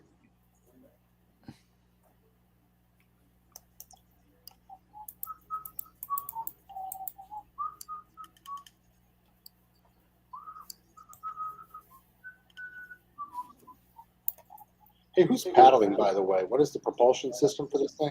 The Kicking skeletons. skeletons. Yeah, you guys don't have oars, so it's a skeleton. Yeah, I've got a pole, and so we've got 3 skeletons doing the kickboard thing. Metatarsals. Yeah. Interesting. It's Wonder what the speed would get. I know it's probably not the most efficient. I'm a rather large human, 2 halflings, an oversized turtle. Our gear. Oh, and you see something in the water. Oh, Is it a galleon? is it an artifact that makes you immortal? It's not supposed to be It that looks big. like frogs humping. It does look like frogs humping. Maybe we should leave them in peace. Okay, you see 3 frogs together. Oh, those kind of frogs. 3 of them, huh? Yeah. And Alright. one of them throws something right at the boat. Throws it at us. Throws something, Was it his tongue? and it lands in the boat, and it's a dry loaf of bread. Oh. Okay. It's got a, wait a minute. Does it have a string attached to it or some sort of thing like it's fishing for us? Yeah. Nope, it's just I poke at it with my dagger or something, and it just seems like a warm, fresh, dry loaf of bread. We wave over there at them as if to say thank you. They're what, yes. 20, 30 feet away or something? 10, 20 feet away? Yeah. And I'd try my various languages.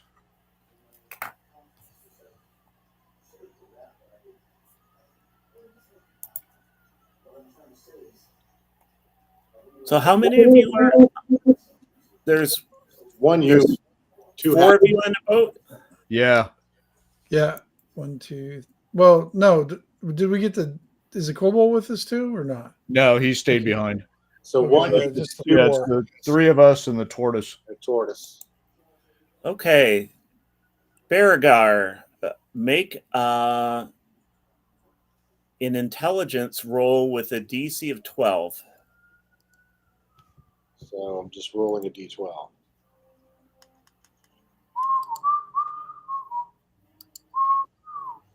No. Roll a D20. Oh, with a DC of 12. I didn't know what you were. I got you. I'm sorry. Do. Where am I? There I am. Right. So intelligence check. Yeah, there you go. Because you actually have a bonus. Yeah. There you Oh, are. nice. Okay, you felt some pressure inside your head, Excuse me. but it went away. They're trying to connect. They're trying. Something's bugging me in my. I think these frogs are trying to talk to me telepathically. Although Through a loaf of bread. Are you sure? Are you sure I gave you the right mushroom? Right. Bow, bow, bow, bow, bow, bow, bow, bow, bow. All right. So you see Mumbleshell kind of shaking his head, and all of a sudden he kind of slumps forward and he has blood coming out of his mouth. Uh-oh. Oh, Oh, they killed Mumbleshell with a loaf of bread. He's still alive. Oh no. Do we need to resuscitate him with one of the thirds of a Cure Light Wounds mushroom cake? No, he's conscious. He just kind of slumped forward for a second. He's being psychically attacked or psionically attacked or something. I'm gonna throw the bread back, like out of the boat into the water, Ken. Yeah, I was about to do that. So yeah, go ahead. This must be some Okay. sourdough. Okay, so you throw it out into the water. Yep. Does everybody stop getting headaches? Well, let's see here. Oh,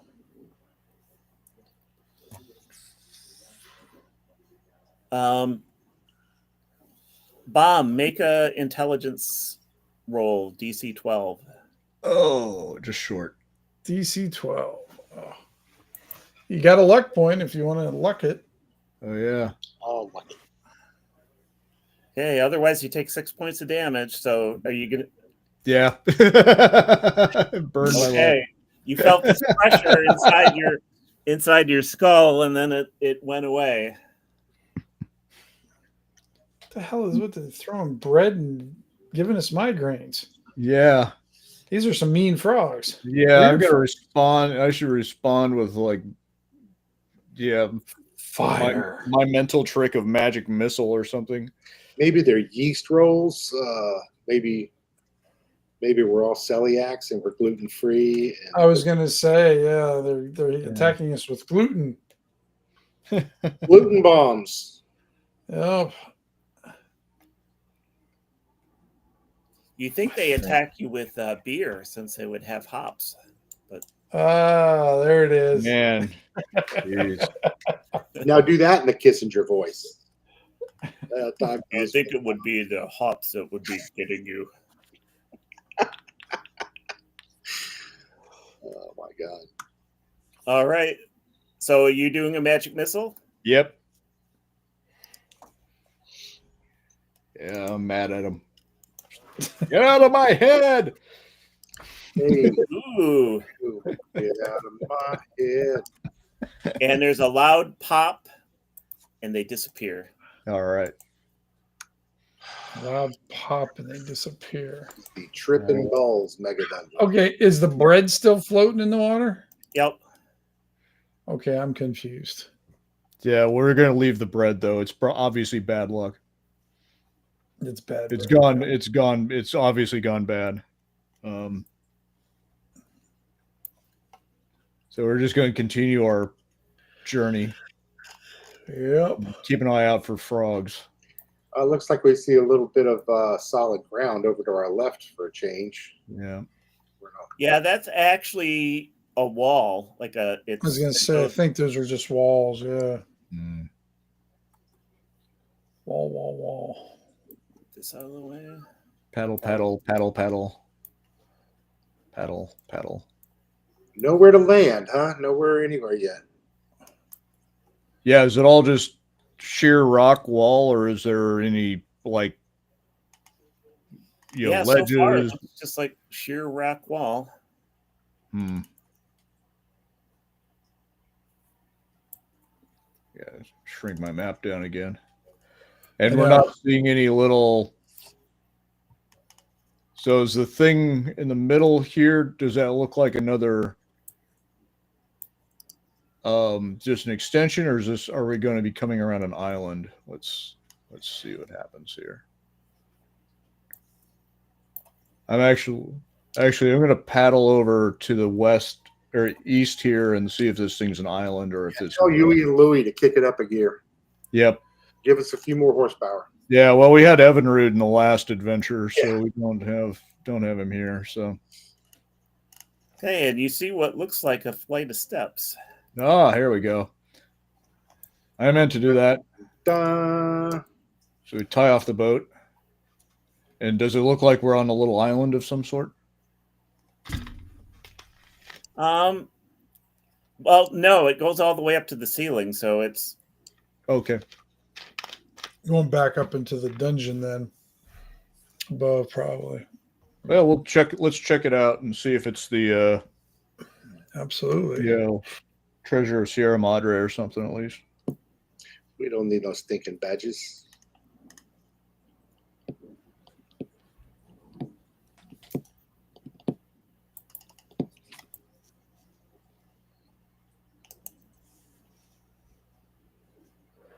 Okay.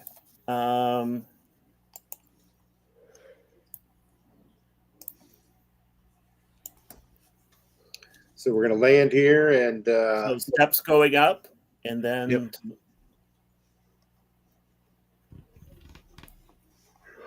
Turning north.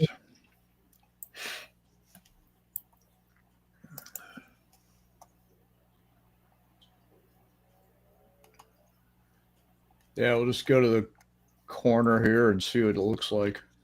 See if we find any immortality relics just laying around. when you go around the corner, this is a metal door, Okay. and it has frost on it. Maybe it was going to be cryonically preserved. Is it the same kind of metal door as before, Ken? It's similar. I mean, it looks like it's the same kind of metal. This one has a handle on it, though. Oh, this one does have a handle. All right. I'll kind of do my. I don't think there's going to be any, but I'll check for traps. Kind of just. I'm gonna check because I'm gonna check around like the seams of the door on this one to see if there's anything. Is it all frosted up over everything, or? Yeah. There's I mean, like, am I going to be able to open it up if it tries to open up, or is it froze shut? it's not iced up. It just has some frost on it. Okay, I'll try to wiggle it loose. Okay, and it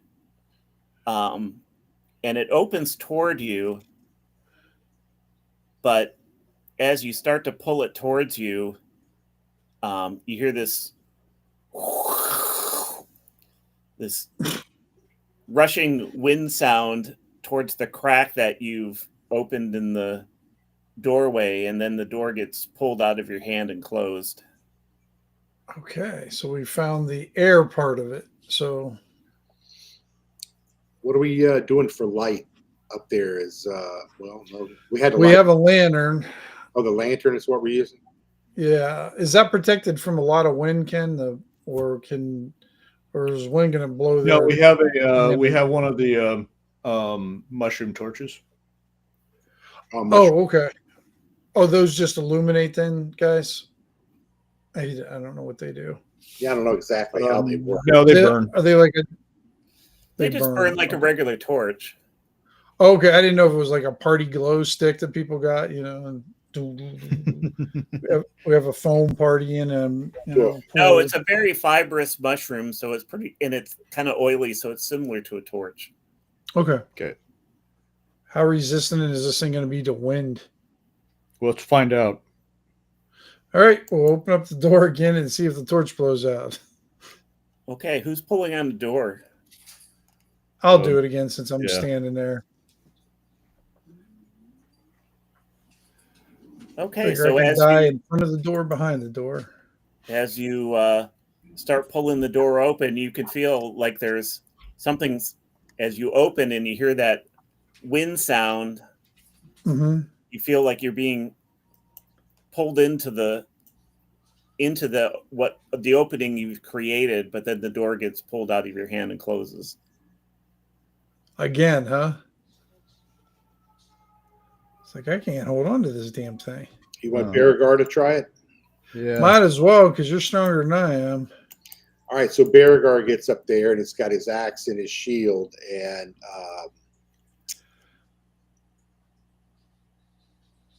he's going to pull the door open. Okay, what's your strength? Really good. Bigger than a bread box. My strength is a 17 plus 3 modifier. Okay, so You open the door Yay. and make a strength roll with a DC of 10. Ooh. You feel like you're being sucked into whatever you've just opened. Oh, but not in a good way, huh? Roll the So you manage to hold on to the door, and when you look, what looks like it starts as a room that looks like this, but then on the opposite side of the room, you've never seen. It just opens up into a night sky, and you've never seen stars so clear. They're not twinkling, and you can feel the air rushing around you out into this space. Am I able to stand on my own, or do I need to hang on to something so I'm not pulled away like the door? You're holding on to the door. Okay, I think I'll try to climb back out of the door then, if I can. And I'm yelling at them to pull me back in, pull me back in. Yeah. So we'll try to pull him back in. I'm sorry, I can't do that there. And when that happened, you could also feel like the breath being sucked right out of your body. Yeah. Well, I stopped yelling things to them then. And I can't use hand signs because I'm hanging onto the door. Yeah. Yeah. I'm Well, sorry, I can't do that, Baragar. All right. Can I give myself one last lurch and try to get through the door again? All of my strength? Yeah, they pulled you back in. Oh. You were able to yell. There was enough air We for you to gotcha. yell. You could just feel this. All right. So I try to tell them once my wind comes back in my lungs and I can breathe again and talk again, until I explain to them what happened, that I saw the void as clear as the stars at night. They were big and bright. Deep in the heart of Texas. I hate that.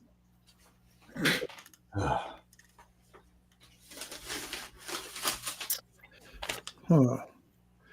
Did we get any clues about where that? So we have no idea where this artifact might be. No.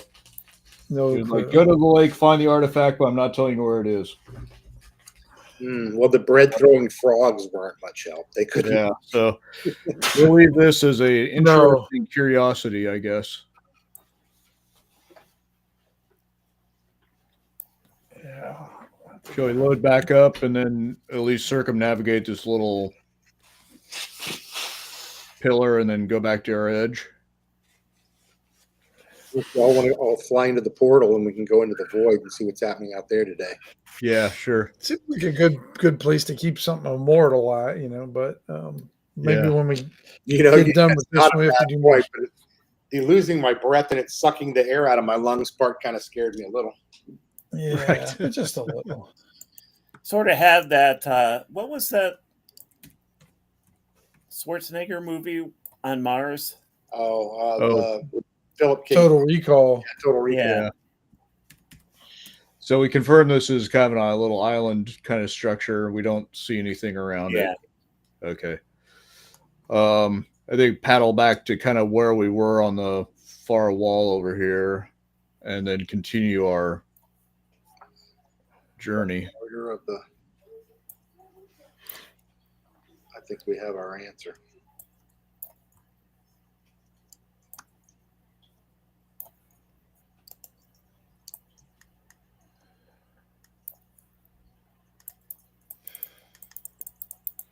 Wallowing around.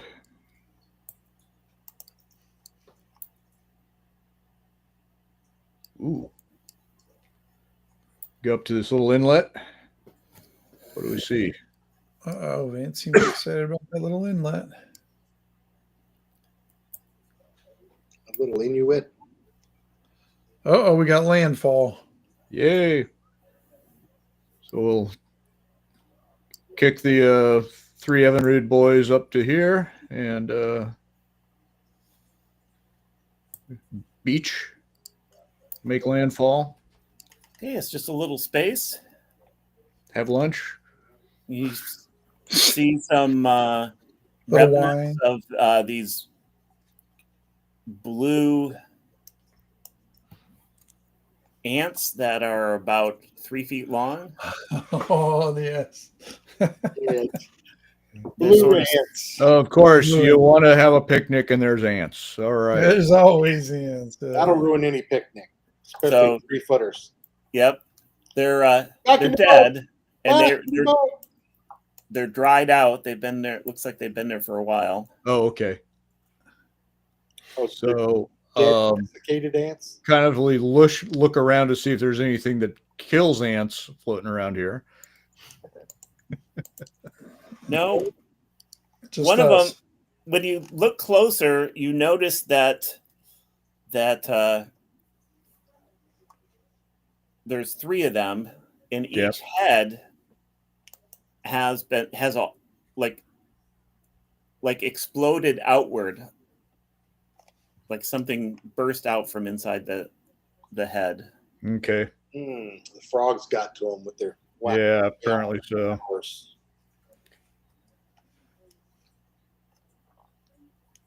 All right. Well, that's an interesting curiosity. Sure is. Yep. And my curiosity is satisfied, and we're getting the back of the boat.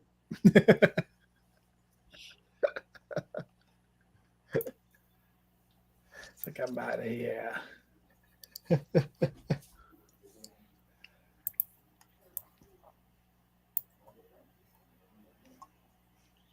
Bigger beach. Bigger reach. Bigger beach, huh? Yeah. All right. Okay, when you go up there, you can see that there are some live ants roaming Okay. around. We'll probably just stay along the pool. Do they react to us?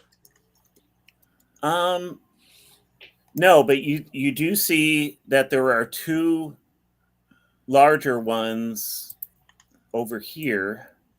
Those are the with ones much we have to larger stay away mandibles. from. Yeah. We got the worker ants, and those are the warrior ants. Yep. All right. Well, We do not want ants in our pants. yeah, and that's how you get ants. We don't. Yeah, we're. How do you get ants? No, Okay, and as you're moving in that direction, you're starting to feel that there's a current pulling you. Okay. Oops, that's not what I wanted. I wanted Is this. there- pulling- Is that how you get ants? Yes, it is. There's a current pulling you Yes, it to is. the east. Okay. Ah, outlet. Okay. Um. So we're going against the current. Yeah. Well, let's see if we can. You want to continue our exploration of the lake here? I don't necessarily want to go and get washed downstream in a underground river. No, because we'll end up in the land of the lost, going down some. Yeah, I know, and that's a whole different adventure. Yep. Slee Stacks and Grumpy the T-Rex and all that stuff. Yeah. Yeah. I'm All thinking right. stepping into the windy void is starting to look better. Yeah.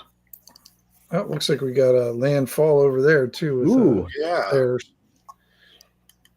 And what fascinating edifice do we find here? So, well, I'll tell you as soon as I take a bio break. Okay.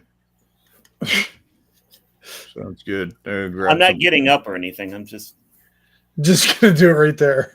One of those empty big gulps from 7-Eleven. Yeah, that'll happen. Yep. Yeah, we'll have to go back up to the surface again and maybe do some research on what the Cobalt King's talking about. See if we can find anything out about that. If we get back to the surface.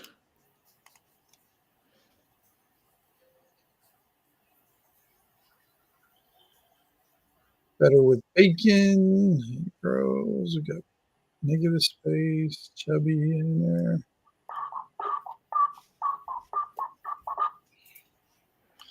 Let's see. We got better with bacon visiting. Yeah, I saw Well, that one. here. Negative Space and Chubby. Got 4 on my channel and 1 on yours, your YouTube, Tim. Michael, Gary, Fox. Oh yeah, I Okay, got so a I'm whole just person. see if I can Go ahead, stop Ken. the torch timer for a minute or two. Oh, now I got to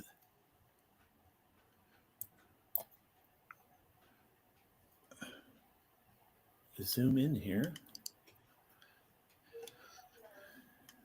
Okay. Looks like we hit some sort of port. Mm-hmm. Okay, so there's a flight of steps going up. Sounds All right. good as any reason. Just tell me there's not a metal door at the top. Well, I won't tell you that then. Okay. Then I have nothing to tell you because there's a metal door at the top. All right, Beargar will go up there with Sterling. Okay. If Sterling's heading up there to scout out the door. Yep, we'll scout out the door again. Hopefully, There's a metal door at the top. is it going? Zzz, zzz, zzz, zzz? Nope. All right. All right. Is it? So I'll. Does it feel cold to the touch? No, it feels room temperature. Cool because it's a little cool great. where you're at. Right. So it's wine cellar temperature. Yes. 54 degrees. Very nice. All right, Ken. I'll just kind of check it for traps real quick. I'm gonna check for some reason. I'm gonna check the handle this time. Make sure there's no oogie boogies on the channel. I don't want to put my hand in Okay. somebody else's It bogies. just looks like a normal handle. Okay, open it up.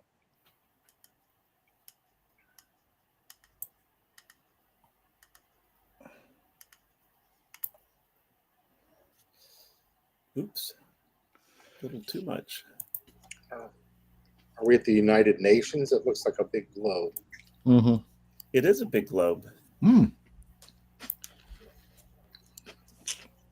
Universal Studios instead. Yeah.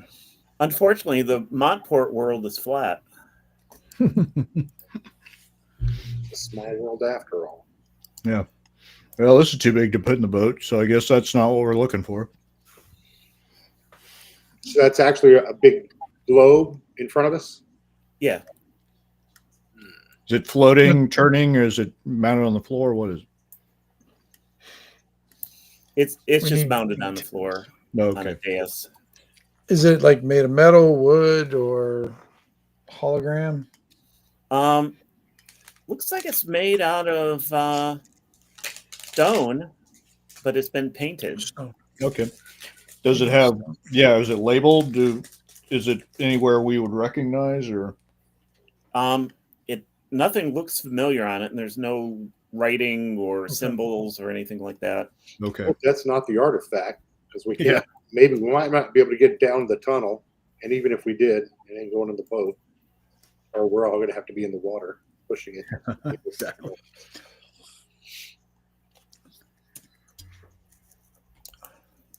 All right. No signs of life or activity or anything else in there. Nobody else around. We can step Nope. into the room. just what corridors to the north and south, door to the west, right? Yeah. So I guess I'm just going to assume you're looking north and south. Yeah, assume we're walking around the room looking in those directions, please. Peeky, peeky, peeky. Do we hear anything at all, too, Ken? No, it's very quiet. Very quiet. All right.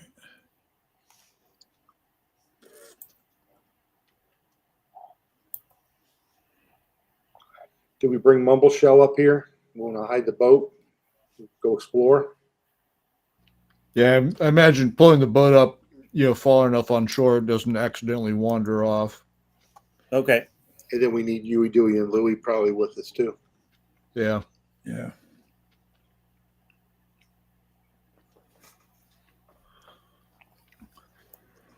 Anything Alright. interesting about the door on the west wall? It's another metal door. Okay.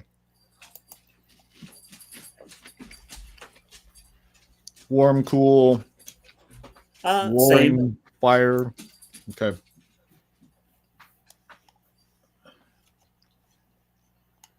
Why don't we go north and peek around the corner, see what's down that hallway, and then we'll scout out the south one too before we go through that door and not know what's behind us. Yep. Sounds reasonable. All right, Barragar will go north and look at the end of that hall. Of course, he doesn't have a torch with him, so he won't be able to see too far. Okay, so it looks like it maybe goes into a room. Okay. All right, I go back and describe it to the guys. Okay. Well, let's go. Yeah, I guess then we'll just go south to the entrance of this room below us here, and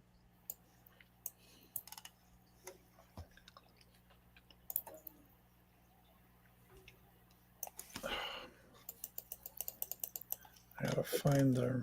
I lost my map on here. I hit something and my map disappeared. Where'd it go?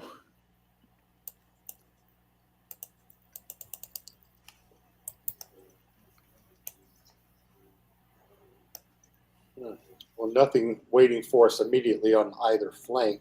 You want to try the metal door in the middle? Yep. Did you go all the way down in the north?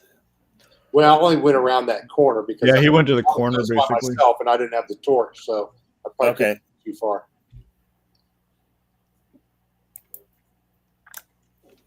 So I guess we're down here in this room to the south now. Okay.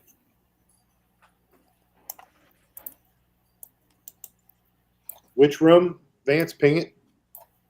Oh, okay. Thanks.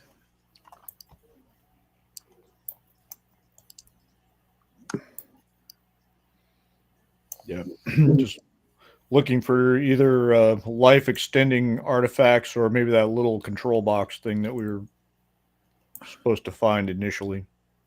Okay, just give me a second here. Or Okay. loaf of bread, He's got to load up all the some frogs, ants. yeah, load up all the tokens for all the ants. Yeah, exactly. All right, Ken. For some reason, I lost my map, like I said, and I just reloaded it, and now I can see the entire map. What do you see?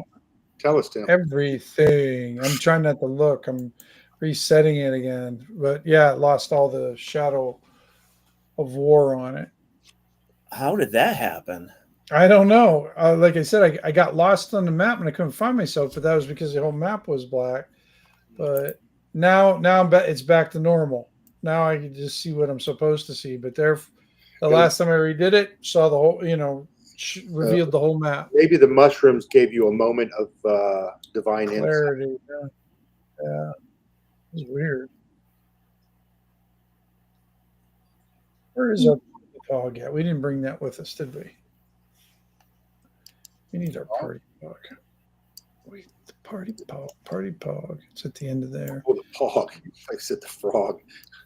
No party frogs. I'll bring the frogs. Hurt my head. I drug it over by the globes now. So All right, Ken, what do we? You want to describe this lower room to us? The southern room, I mean. Yeah. Oh, no, it's No, dark. we can't because it's dark. I light another mushroom. I feel we've lost so many torches in this game. How are we doing on torches, by the way? Do we need to start? I've got several left with these mushrooms. And Bear Oh, okay. has 2 regular torches we haven't used. Yeah, and I've still got a light spell and Okay, I got 2 left myself. So All right, so Shall this think room, this. Frog bread clairvoyance. in this room, you noticed that there are some small humanoid bones on the ground. okay. Looks like they've been there for a while. And a couple beat up short bows, Okay. a couple daggers. Okay. Do they look like little halfling bones? I put my forearm up to one of them, see if it matches my forearm. No, maybe similar in some. Maybe it's a little smaller. Little goblin eyes, maybe. Little kobold bones, maybe. Oh, kobold. Oh, yeah, that's right. All right. Yeah. Yeah, kobold skulls would be different because they have their little dog-like things, though. Yeah. Yeah. But this is the entirety of the room, basically, as far as we can Yeah. tell. The skulls are smashed, but you can tell that they're not human or halfling faces. It Gotcha. looks more lizardy. Okay. So, But it looks like the skulls have been smashed with great violence. It was great violence. It was Okay. great. so immediately look up. Right.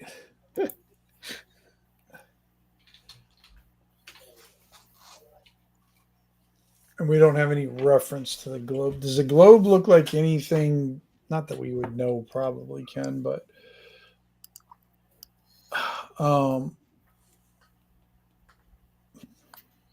I wouldn't even know what the question asked for this because I'm sure none of us have seen a globe before. Yeah. Why the hell are they putting the world on a ball? Yeah. Yeah, Beargar's That's not very he's efficient. sailed the seas far and wide. He's seen many corners of the world, but he didn't know what the hell that thing is. Well, there there's are no no corners of the world. I was going to say there's no corners on this one. He said Yeah, it's he's flat. been to the big giant ice walls. Yeah, exactly. It's a big round circle. It's like, what the hell is this? What was I before? Oh, I was a wizard's apprentice as a background. That's not going to help me here. Yeah. I think wizard's apprentice just taught me I was not meant for studying. There you go. It was not my thing. I wanted to be out on the streets causing issues. Why don't we try? I go to the door, then Ken, and see if that door is locked or open. It opens, if that's your intent. Okay. This is my intent. All right. I will open up the door then and smell inside. We're back up to the main room. Yeah, unless you want to look at the dead kobold somewhere. Nah. No. I figured we'd looked at him long I enough. love that. Unless you want to look at him some more, we can. It looks like there's like a pit trap or a Still deadfall not or doing something right anything. beyond That's that door. the artifact of the door. It's just Okay, I was wondering. I'm like, uh-oh. Yeah, right. Yeah. Artifact we were looking for. Yeah, exactly. Different artifact.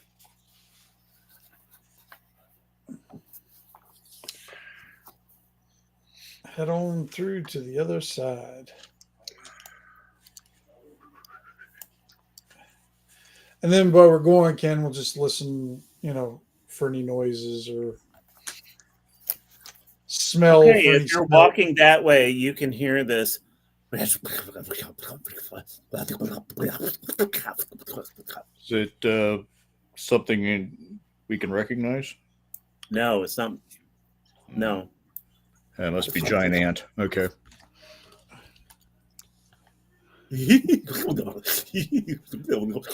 Uh-oh. I'm gonna use my detect gibbering mouther. Oh no. Well, at least it can't move very far, although I wouldn't know that. Yeah, exactly.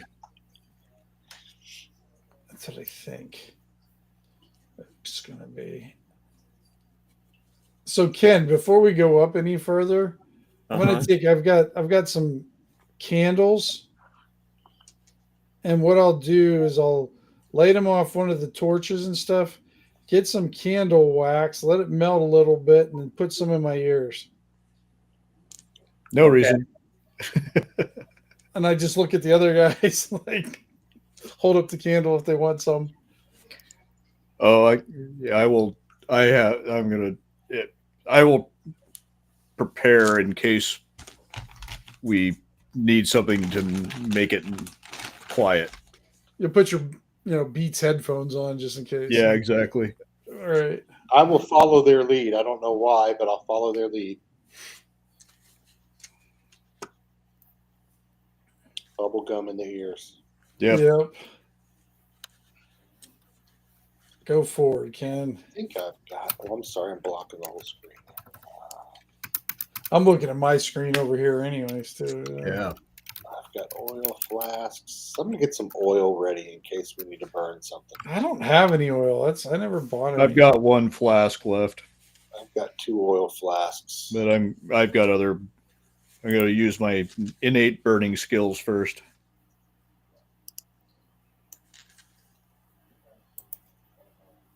Is it getting louder, Ken, as we move that direction? Well, you don't notice it with The wax in our ears. yeah. Okay. Good point. What about Tortoise Boy on his skateboard? Is he or his rolling platform or whatever? He doesn't seem too concerned. His Okay. nosebleed clear up? All right, let me see. And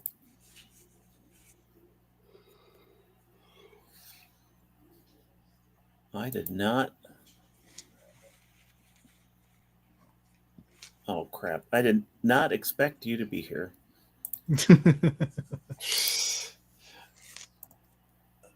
Well, did you want to call it then, Ken, or you got time?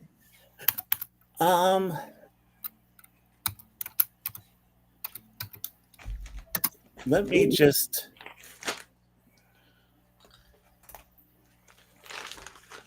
Yeah, why don't we stop? Why don't we stop it right there? Okay, let you set up the. And that'll give you a chance to have possibly another person next week. Yep. Yeah, without earwax, and just so we can see what happens to Paul. Yes, we can have an army of halflings. Yes. Oh, is Paul a halfling too? Yeah, Yeah. Ah, it's all right. Y'all they've all done pretty well. So Yeah, we've been team Twig and Berry so far. Team what? Twiggenberry? Twig and berries. twig and berries. Twig and berries. Oh, okay. Twig, Yeah. they were the berries.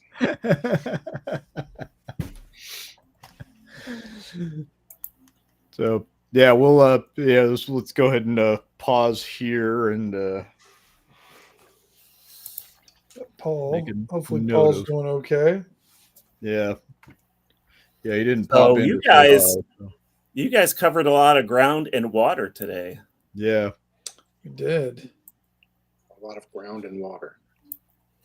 So I'll leave it right there.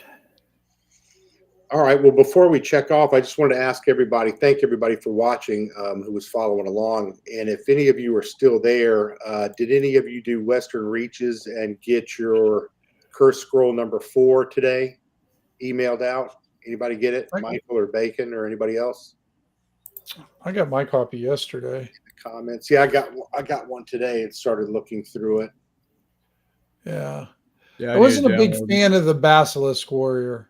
I don't know. Just Yeah, wasn't a fan of that one. I almost hate to say it, but I feel like we're getting new class overload. Not officially from the Arcane Library, but although that was from the Arcane Library. I was going to say, yeah, that was from the Arcane Library. Yeah, I saw I one mean, it might. from It probably fits her setting, whatever setting she's doing. But I don't know.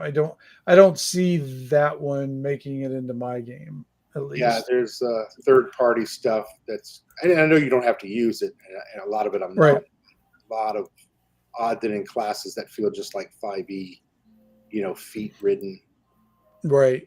specialties. That was bound to happen. Everybody gets excited about it and wants to do all the extra classes and stuff like that. So True. I'm I mean, happy just with the 4 classes. That's just me. Yeah, I mean, I can play it that way too. Yeah. For the Yeah. one with the Curse Scroll, but even if I had to just play the 4 base, it would be fine.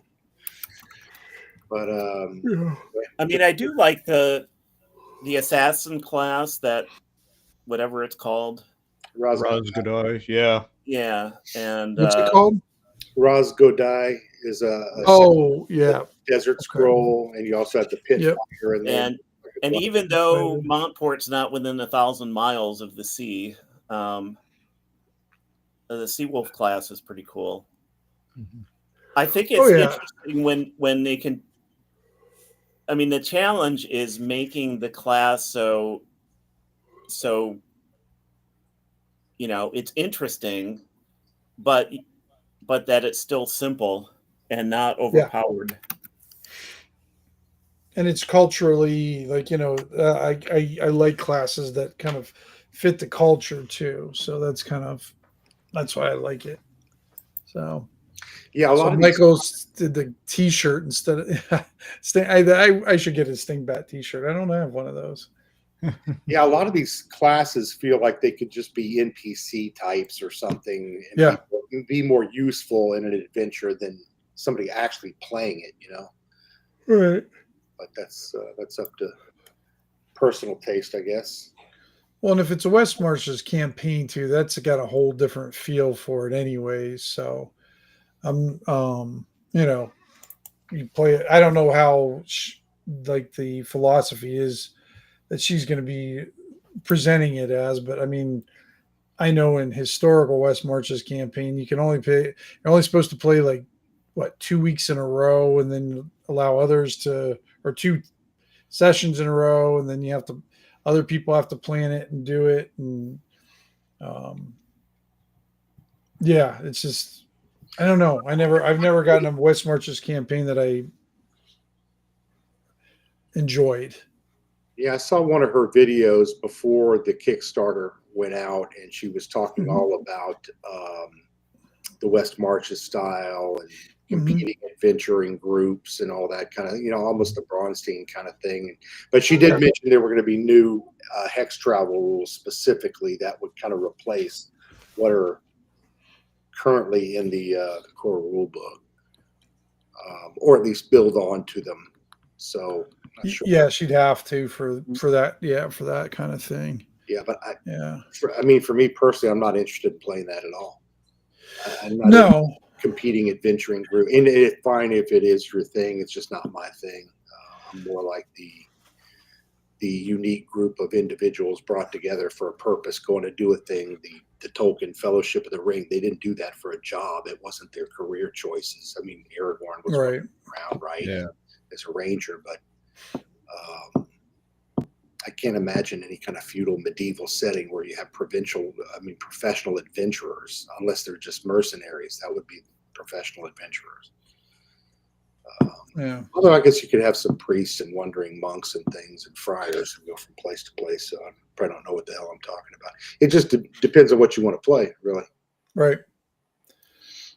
Yeah, well, I have never been. I mean, maybe Tim remembers. I had posted when I had a blog. I had posted a couple rants about clerics because I've never been happy with sort of the place of clerics as sort of these fighting. I mean, there were fighting orders within the medieval church, right? But they weren't priests. No, they'd be closer to like a paladin or a knight. Yeah. Yeah. And but the original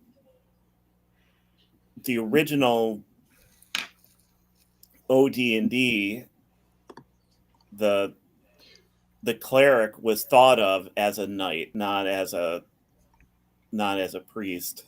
Wasn't he a vampire hunter, basically? The original because basically it was to homebrew to, I think, counterbalance somebody who wanted to play a vampire. Right. Yeah. And I think sort of started with that. But yeah, I mean, I kind of. That's more like the Hammer horror type of stuff, or that.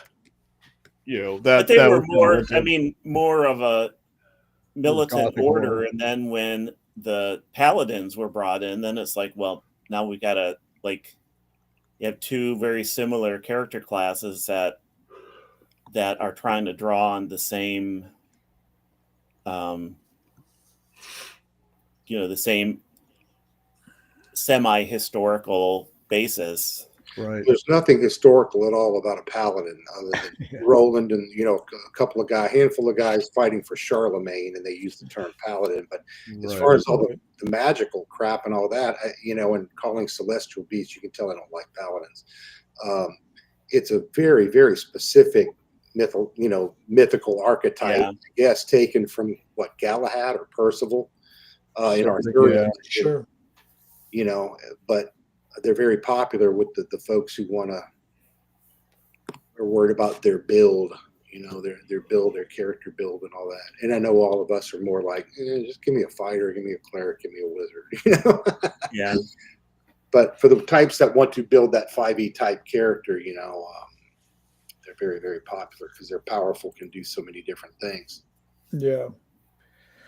Yeah. My game. Yeah, and then I mean, I was just watching actual play, where they're basically playing like it's wandering DMs, and they Dan doesn't like clerics, and so they're playing a non-cleric, cleric-free campaign, so.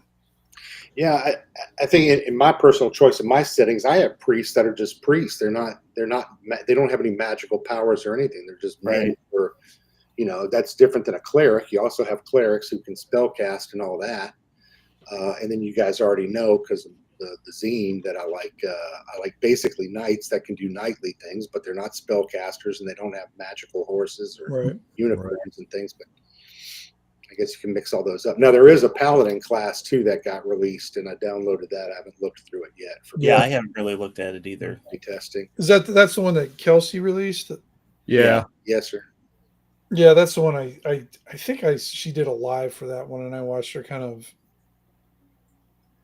form it live. It was just interesting. I thought it was more interesting listening to the people who were trying to contribute to it, because they just kept on wanting to pile on all these powers. It's just it was hard for Kelsey to kind of restrain it back, because in the thing, the paladin just had so many freaking options and everything. And it's in kind of a, I mean, if you go back to AD&D anyways, it was kind of an I don't know if it was overpowered, but you it was really difficult had to get. Play. You were restrained in your moral code and Yeah, annoy you everybody really had else to in play your party. the alignment and Yeah. That's Yeah, where the whole lawful stupid kind of lawful stupid, right? Yeah. Yeah. And then plus you had to make all those rolls too, which was not easy if you did it legitimately. And then everybody started rolling like, 5d6, take out the twos. Yeah. So it's a little easier to achieve that paladin class then. But yeah, Michael Stingle said in the comments that undead had no morale checks, so turn undead is needed. Thinking of our skeletons here, and I'm not sure in Shadowdark. I think the way I would play that is undead, higher level undead like vampires and so forth. Yeah, and an intelligent undead would have charisma, behave differently than a just an unintelligent, just a corporeal skellies and zombies and things. Yeah, one of the big cool things about let me see if I have it here. One of the best books to read about undead stuff and the different types and how they react is, of course, now I can't find it. Unnatural Selection or Dark Vision? No, Unnatural Selection has Fae stuff. That's more dealing with like Fae and different witches, things. isn't it? Witches and cults or more? No. This is nothing to do with Shadowdark. It's a GURPS book. I think it's just called I think it's just the undead book, and it goes through the different types. It goes through like corporeal undead and incorporeal, and then the intelligent ones, and the difference between. And it's such a good division of the types of undead within there, and how to role play them, and how to get them maybe to act a little bit more of their version of undead. It's a very good book, but for some reason I'm thinking there was something else that went along with that, and I cannot think of which book that came in, but it was very good. If I think of it, I'll have to do a video of it sometime. I haven't done any videos in a long time now, so. But Yeah, but I think you're right with because clerics are interesting because for me I don't have a problem being battle clerics, but only if the god that they're worshiping is sort of a battle god. You know, I Yeah. think the cleric should reflect the aspect of the god, and because if you have a healing, if you have a goddess or god of healing, you know, why would they have plate mail and maces Right. and Yeah. things that don't heal, cause the opposite of healing, kind of deal. So I've always been more like, I kind of like that the clerics or priests reflect the aspects. And there'll be different factions within the aspect of a god, but unfortunately, trying to come up with that many spell lists for clerics because the a healing um, god won't have the same spells as a warrior god or a nature god or any other the other aspects. There'd definitely be some variety in it, but I don't know. I'm just not that ambitious to come up with 42 different spell lists for clerics. Yeah, I think it just depends your philosophy of how you're playing the game. If you're going from a prepared adventure that you're buying, like in the old days, you were buying the TSR stuff, and then you Right. have this mix, this is diaspora the right word? Anyway, this mixture of different Mhm. classes and things, and it really didn't matter because you were just throwing them together for those Yeah, modules. for But the if you're tournament. playing in a campaign game in someone's setting, either a homebrew setting or some other setting, then there's certain flavors that kind of fit in that world, and they Yeah. either fit or they don't. Yeah. I think that's what Joe's doing. I think he's making spell lists for different. Because I mean, I think he's compiled over 1,000 spells right now. Yikes! Yeah, because Yeah. he's Joe. Yeah. Because he's obsessive compulsive Joe. So exactly. Well, he's got all those spell compendiums. The four Right. for the wizard one, three for All the the splat cleric. books, basically. Yeah. Yeah, from back then, and I think he's trying to divvy them up. Because I'm the one who gave him those wizard ones, and I just remember going through them, and while it was nice to have all those spells, I found out a lot of those spells were kind of fluff spells. They really didn't affect the game that much. They were just maybe a few buffer spells here and this one give you +1 because of this. Well, this one gives you +1 because of that. And it's They're really just variations on a theme. right. It didn't seem like it served. Like a lot of them were just fluff spells. And Joe's a big fluffer. Joe likes his fluff. He does, but I'm sure he'll go through it and try to redesign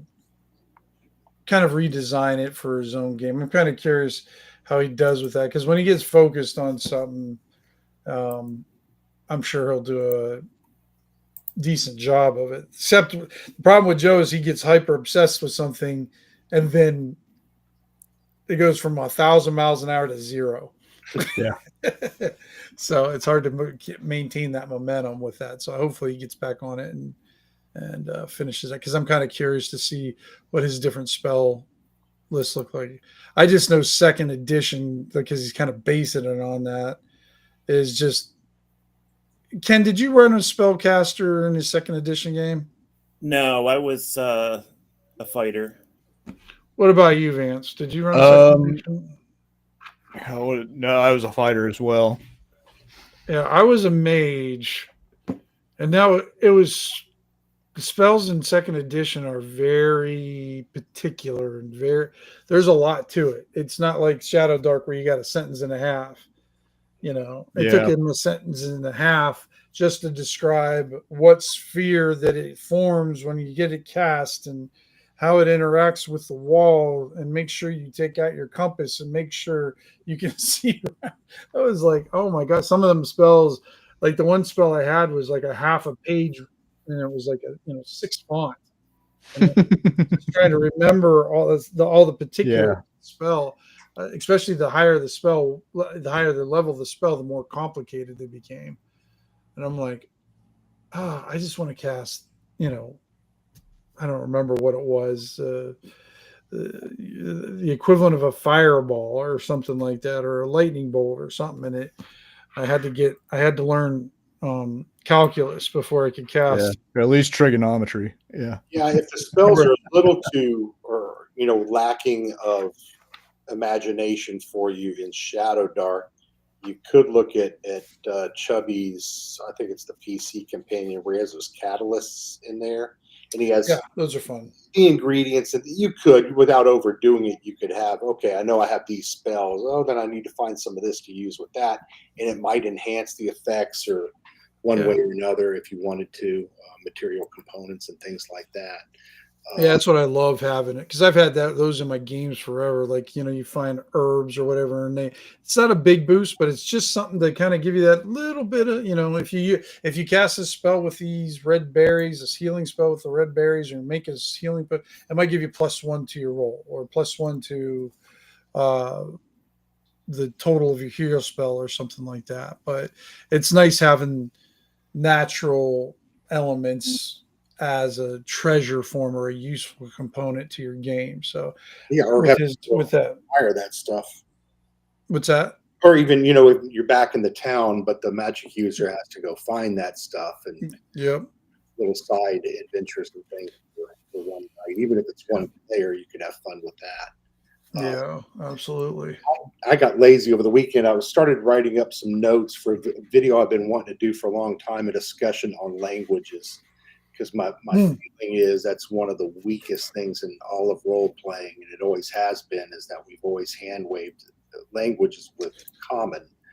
Well, Right. and y'all know me by now. I'm this guy who's a little too focused on realism sometimes, but you get a bunch of humans together, the language is not going to stay the same. or Right. the example I was thinking of is, okay, you have one group of dwarves in your world, and they divided years ago, and they went to this mountain, and these are settled in this mountain. Over 3, 4, 5, 600 years or 1,000 years, would their language stay the same anymore? Would they Right. recognize each other and be able to communicate after 1,000 years or a couple of 100 years? I believe they would start to vary and have different dialects and inflections and accents, and things would change, because that's what people do. Like if you take, French and metropolitan, even in France, it varies from region to region quite a bit. But then you have, Canadian settlement and Canadian French, and then you have the Acadians get kicked out and they go down and form Louisiana French, and then you've got, Haiti and all these other settlements, Martinique and things in the Caribbean, and it's different there. It's all French, but it's all extremely different. You don't even need to change location. It could just be an age difference, and because like half the teenagers, you hear them talking, you're like, "What the fuck did you just say?" Yeah. So I'll cheat on this little video if y'all don't mind just for a second. My thought was, okay, you have your fluencies you roll up with your character sheet. Say you're in Shadowdark and you speak Elven. It's one of your side languages. Well, then maybe you immediately do a D4 at the beginning of the game and decide some preliminary level of fluency. There's your fluency. And then if you get to use that Elven later in the game to read something or to speak or whatever, you might have another table that's like a D6. Higher, you're more successful. Lower, you're less. But you would apply a modifier based on that fluency level earlier in the game. And I know it makes things more complicated, but I'm just interested in pursuing some level of language. And the thing that really got me thinking about it was the last candle that Chubby Funster wrote also, where he had Imperial, which was like old Latin, and then he had Cavar, which was the barbarian race, and had, whatever, 3 or 4 different variant languages for your setting. But I think it's just so interesting. We cheat ourselves because we don't have, if you're going into another land, you're not going to speak all these languages. Common's a hand wave. First character you might need as a henchling might be a translator. Yeah. Well, someone to get you through these places. Or what if you're in a city where you don't speak the language and you don't understand the man at the inn, who you're getting a room from, or the stable boy, or the city guard? There's all kinds of role-playing instances where you can come up with a world of trouble pretty quickly not speaking the language.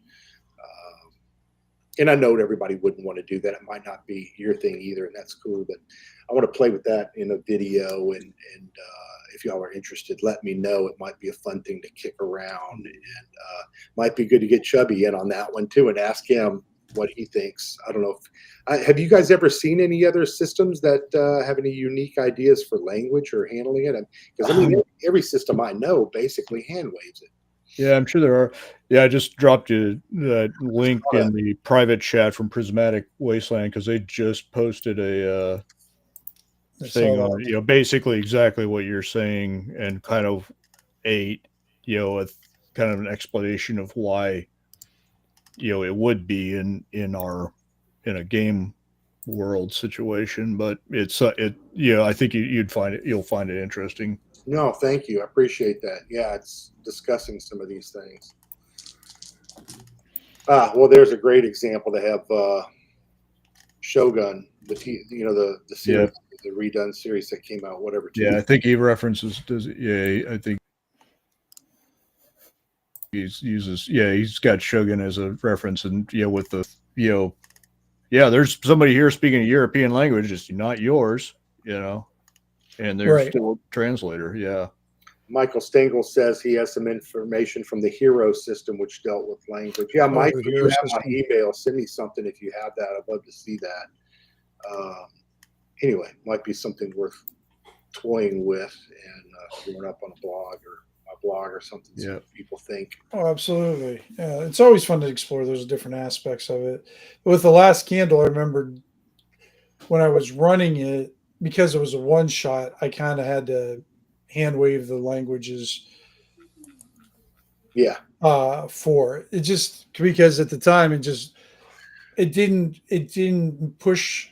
Having the different languages at the time for the one shot didn't push the adventure forward. Oh, so you hit on it right there. If it's a one shot, there's really not much to explore this. But if it's a game and it's part of the background setting that could become an issue in any session, well then maybe it's something worth looking at. But I agree, in a one shot, probably just too deep. Yeah. Because having those different, because I like doing that with a little bit of language. You don't play the language thing as much. Every once in a while I do.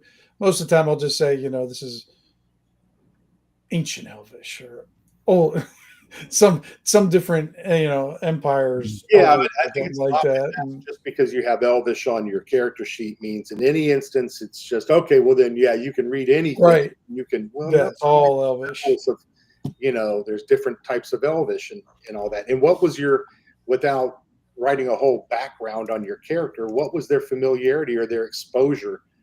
Say you're human and you're brought up human and everything.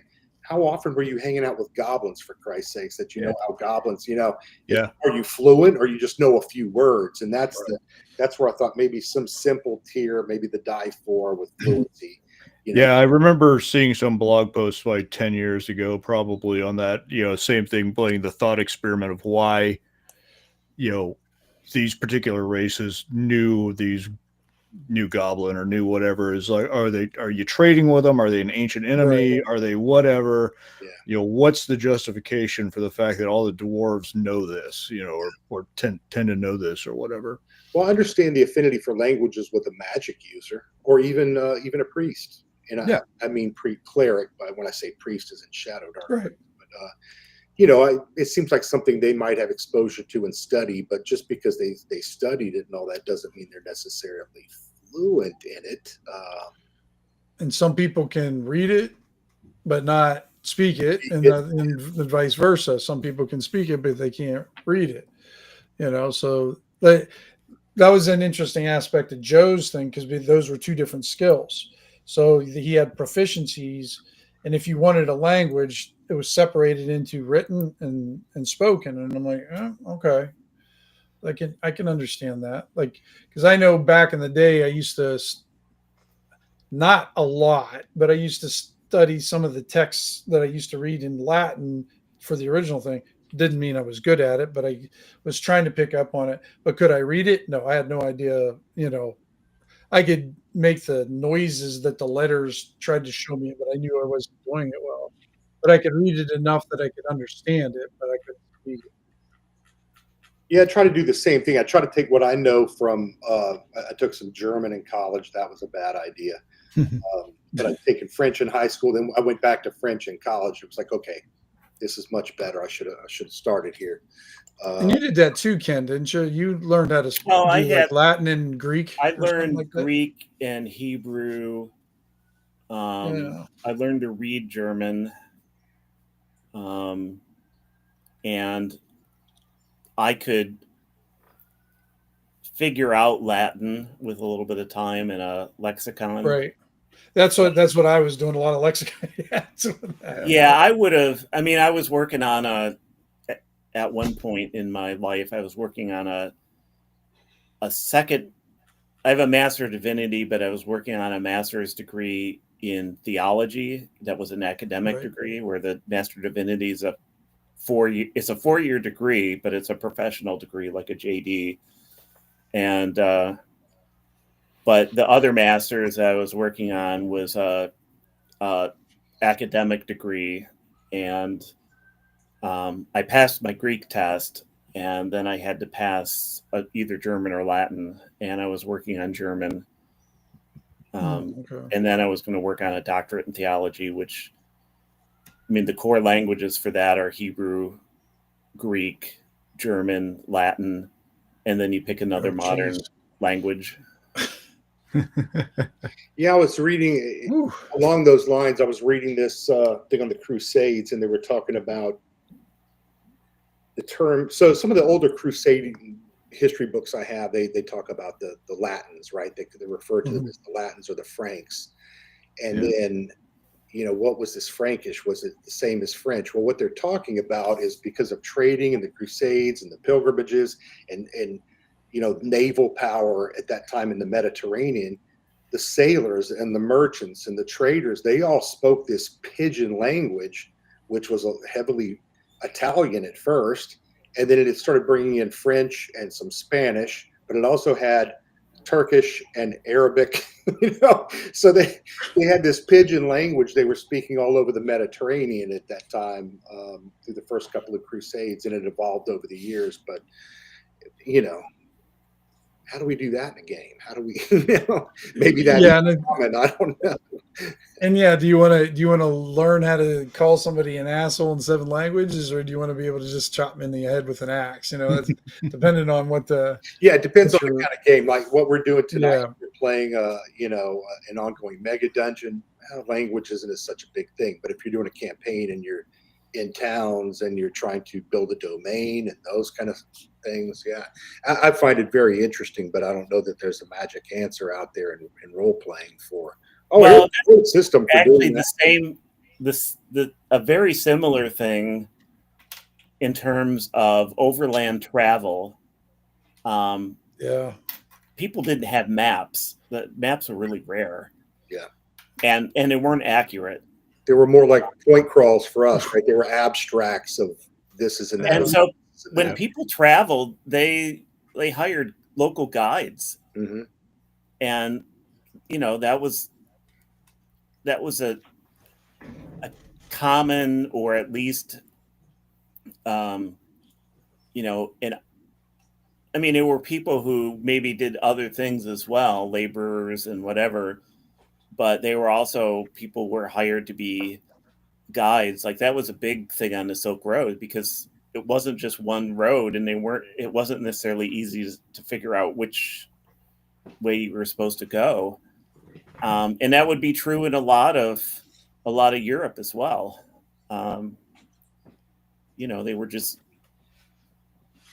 a lot of places, they weren't roads, they were just goat paths. Right. So in your campaign, if you're not playing in a familiar city or region and you're moving along in your world, it probably would not be out of order for your party to hire guides and or translators along the way. That will make support hirelings that are with you for a while and probably need to be paid. And they might not even be fighters. They might not have any fighting skill at all, or spell casting or anything. Maybe that's all they do, and that's their time to shine, is finding out where the hell we are and talking with the locals to translate. Think of Lewis. Right. Oftentimes it was the same person. Yeah, heading through the Rockies or something. Yeah. So, well, I got to go. I got to feed my cats. Good Priorities, stuff. man. All right, guys. If All anyone right. wants to Thanks, play Black Soul Thanks, man. Hack with me tomorrow night, let me know. It's our second session, so I'm getting into. It's based on Black Hack, but it's all Elric and Melnibone law and. Oh, that's right. I did see Right. you talking about it's that pretty, one. pretty interesting. Pretty interesting. Yeah. If I'm around, I might poke in. So Yeah, let me I've got it. do So, that. I'll introduce you to the guy, and we're just doing Roll20, and actually they're using the sound on Roll20. They're not even doing Discord, and it was kind of cool. Yeah, it hasn't improved then. no. Well, I don't know if they're No. doing that new jump gate thing. Did y'all see my note about that? That jump gate? Maybe we should look into that. And I mean, I've done. It doesn't. I guess I haven't seen any. is it just difference. extra bells and whistles, or That's all it is. It's just there's not much difference that I've seen. I might not be using it to its full capacity or whatever, but I haven't seen much different except, like you said, couple sparklies and whistles, and that's about it. So, Discord's the same? And I know they're, like that. And I'm like, every right. time I went to Discord, it asked me if I want this new service or gizmo or whatever. I'm like, no, just leave me alone. Yeah. All right. Well, you guys have a good night then. Enjoyed it. Thanks, you Thank you. Night, everybody. Yep. Night. Good night, gentlemen.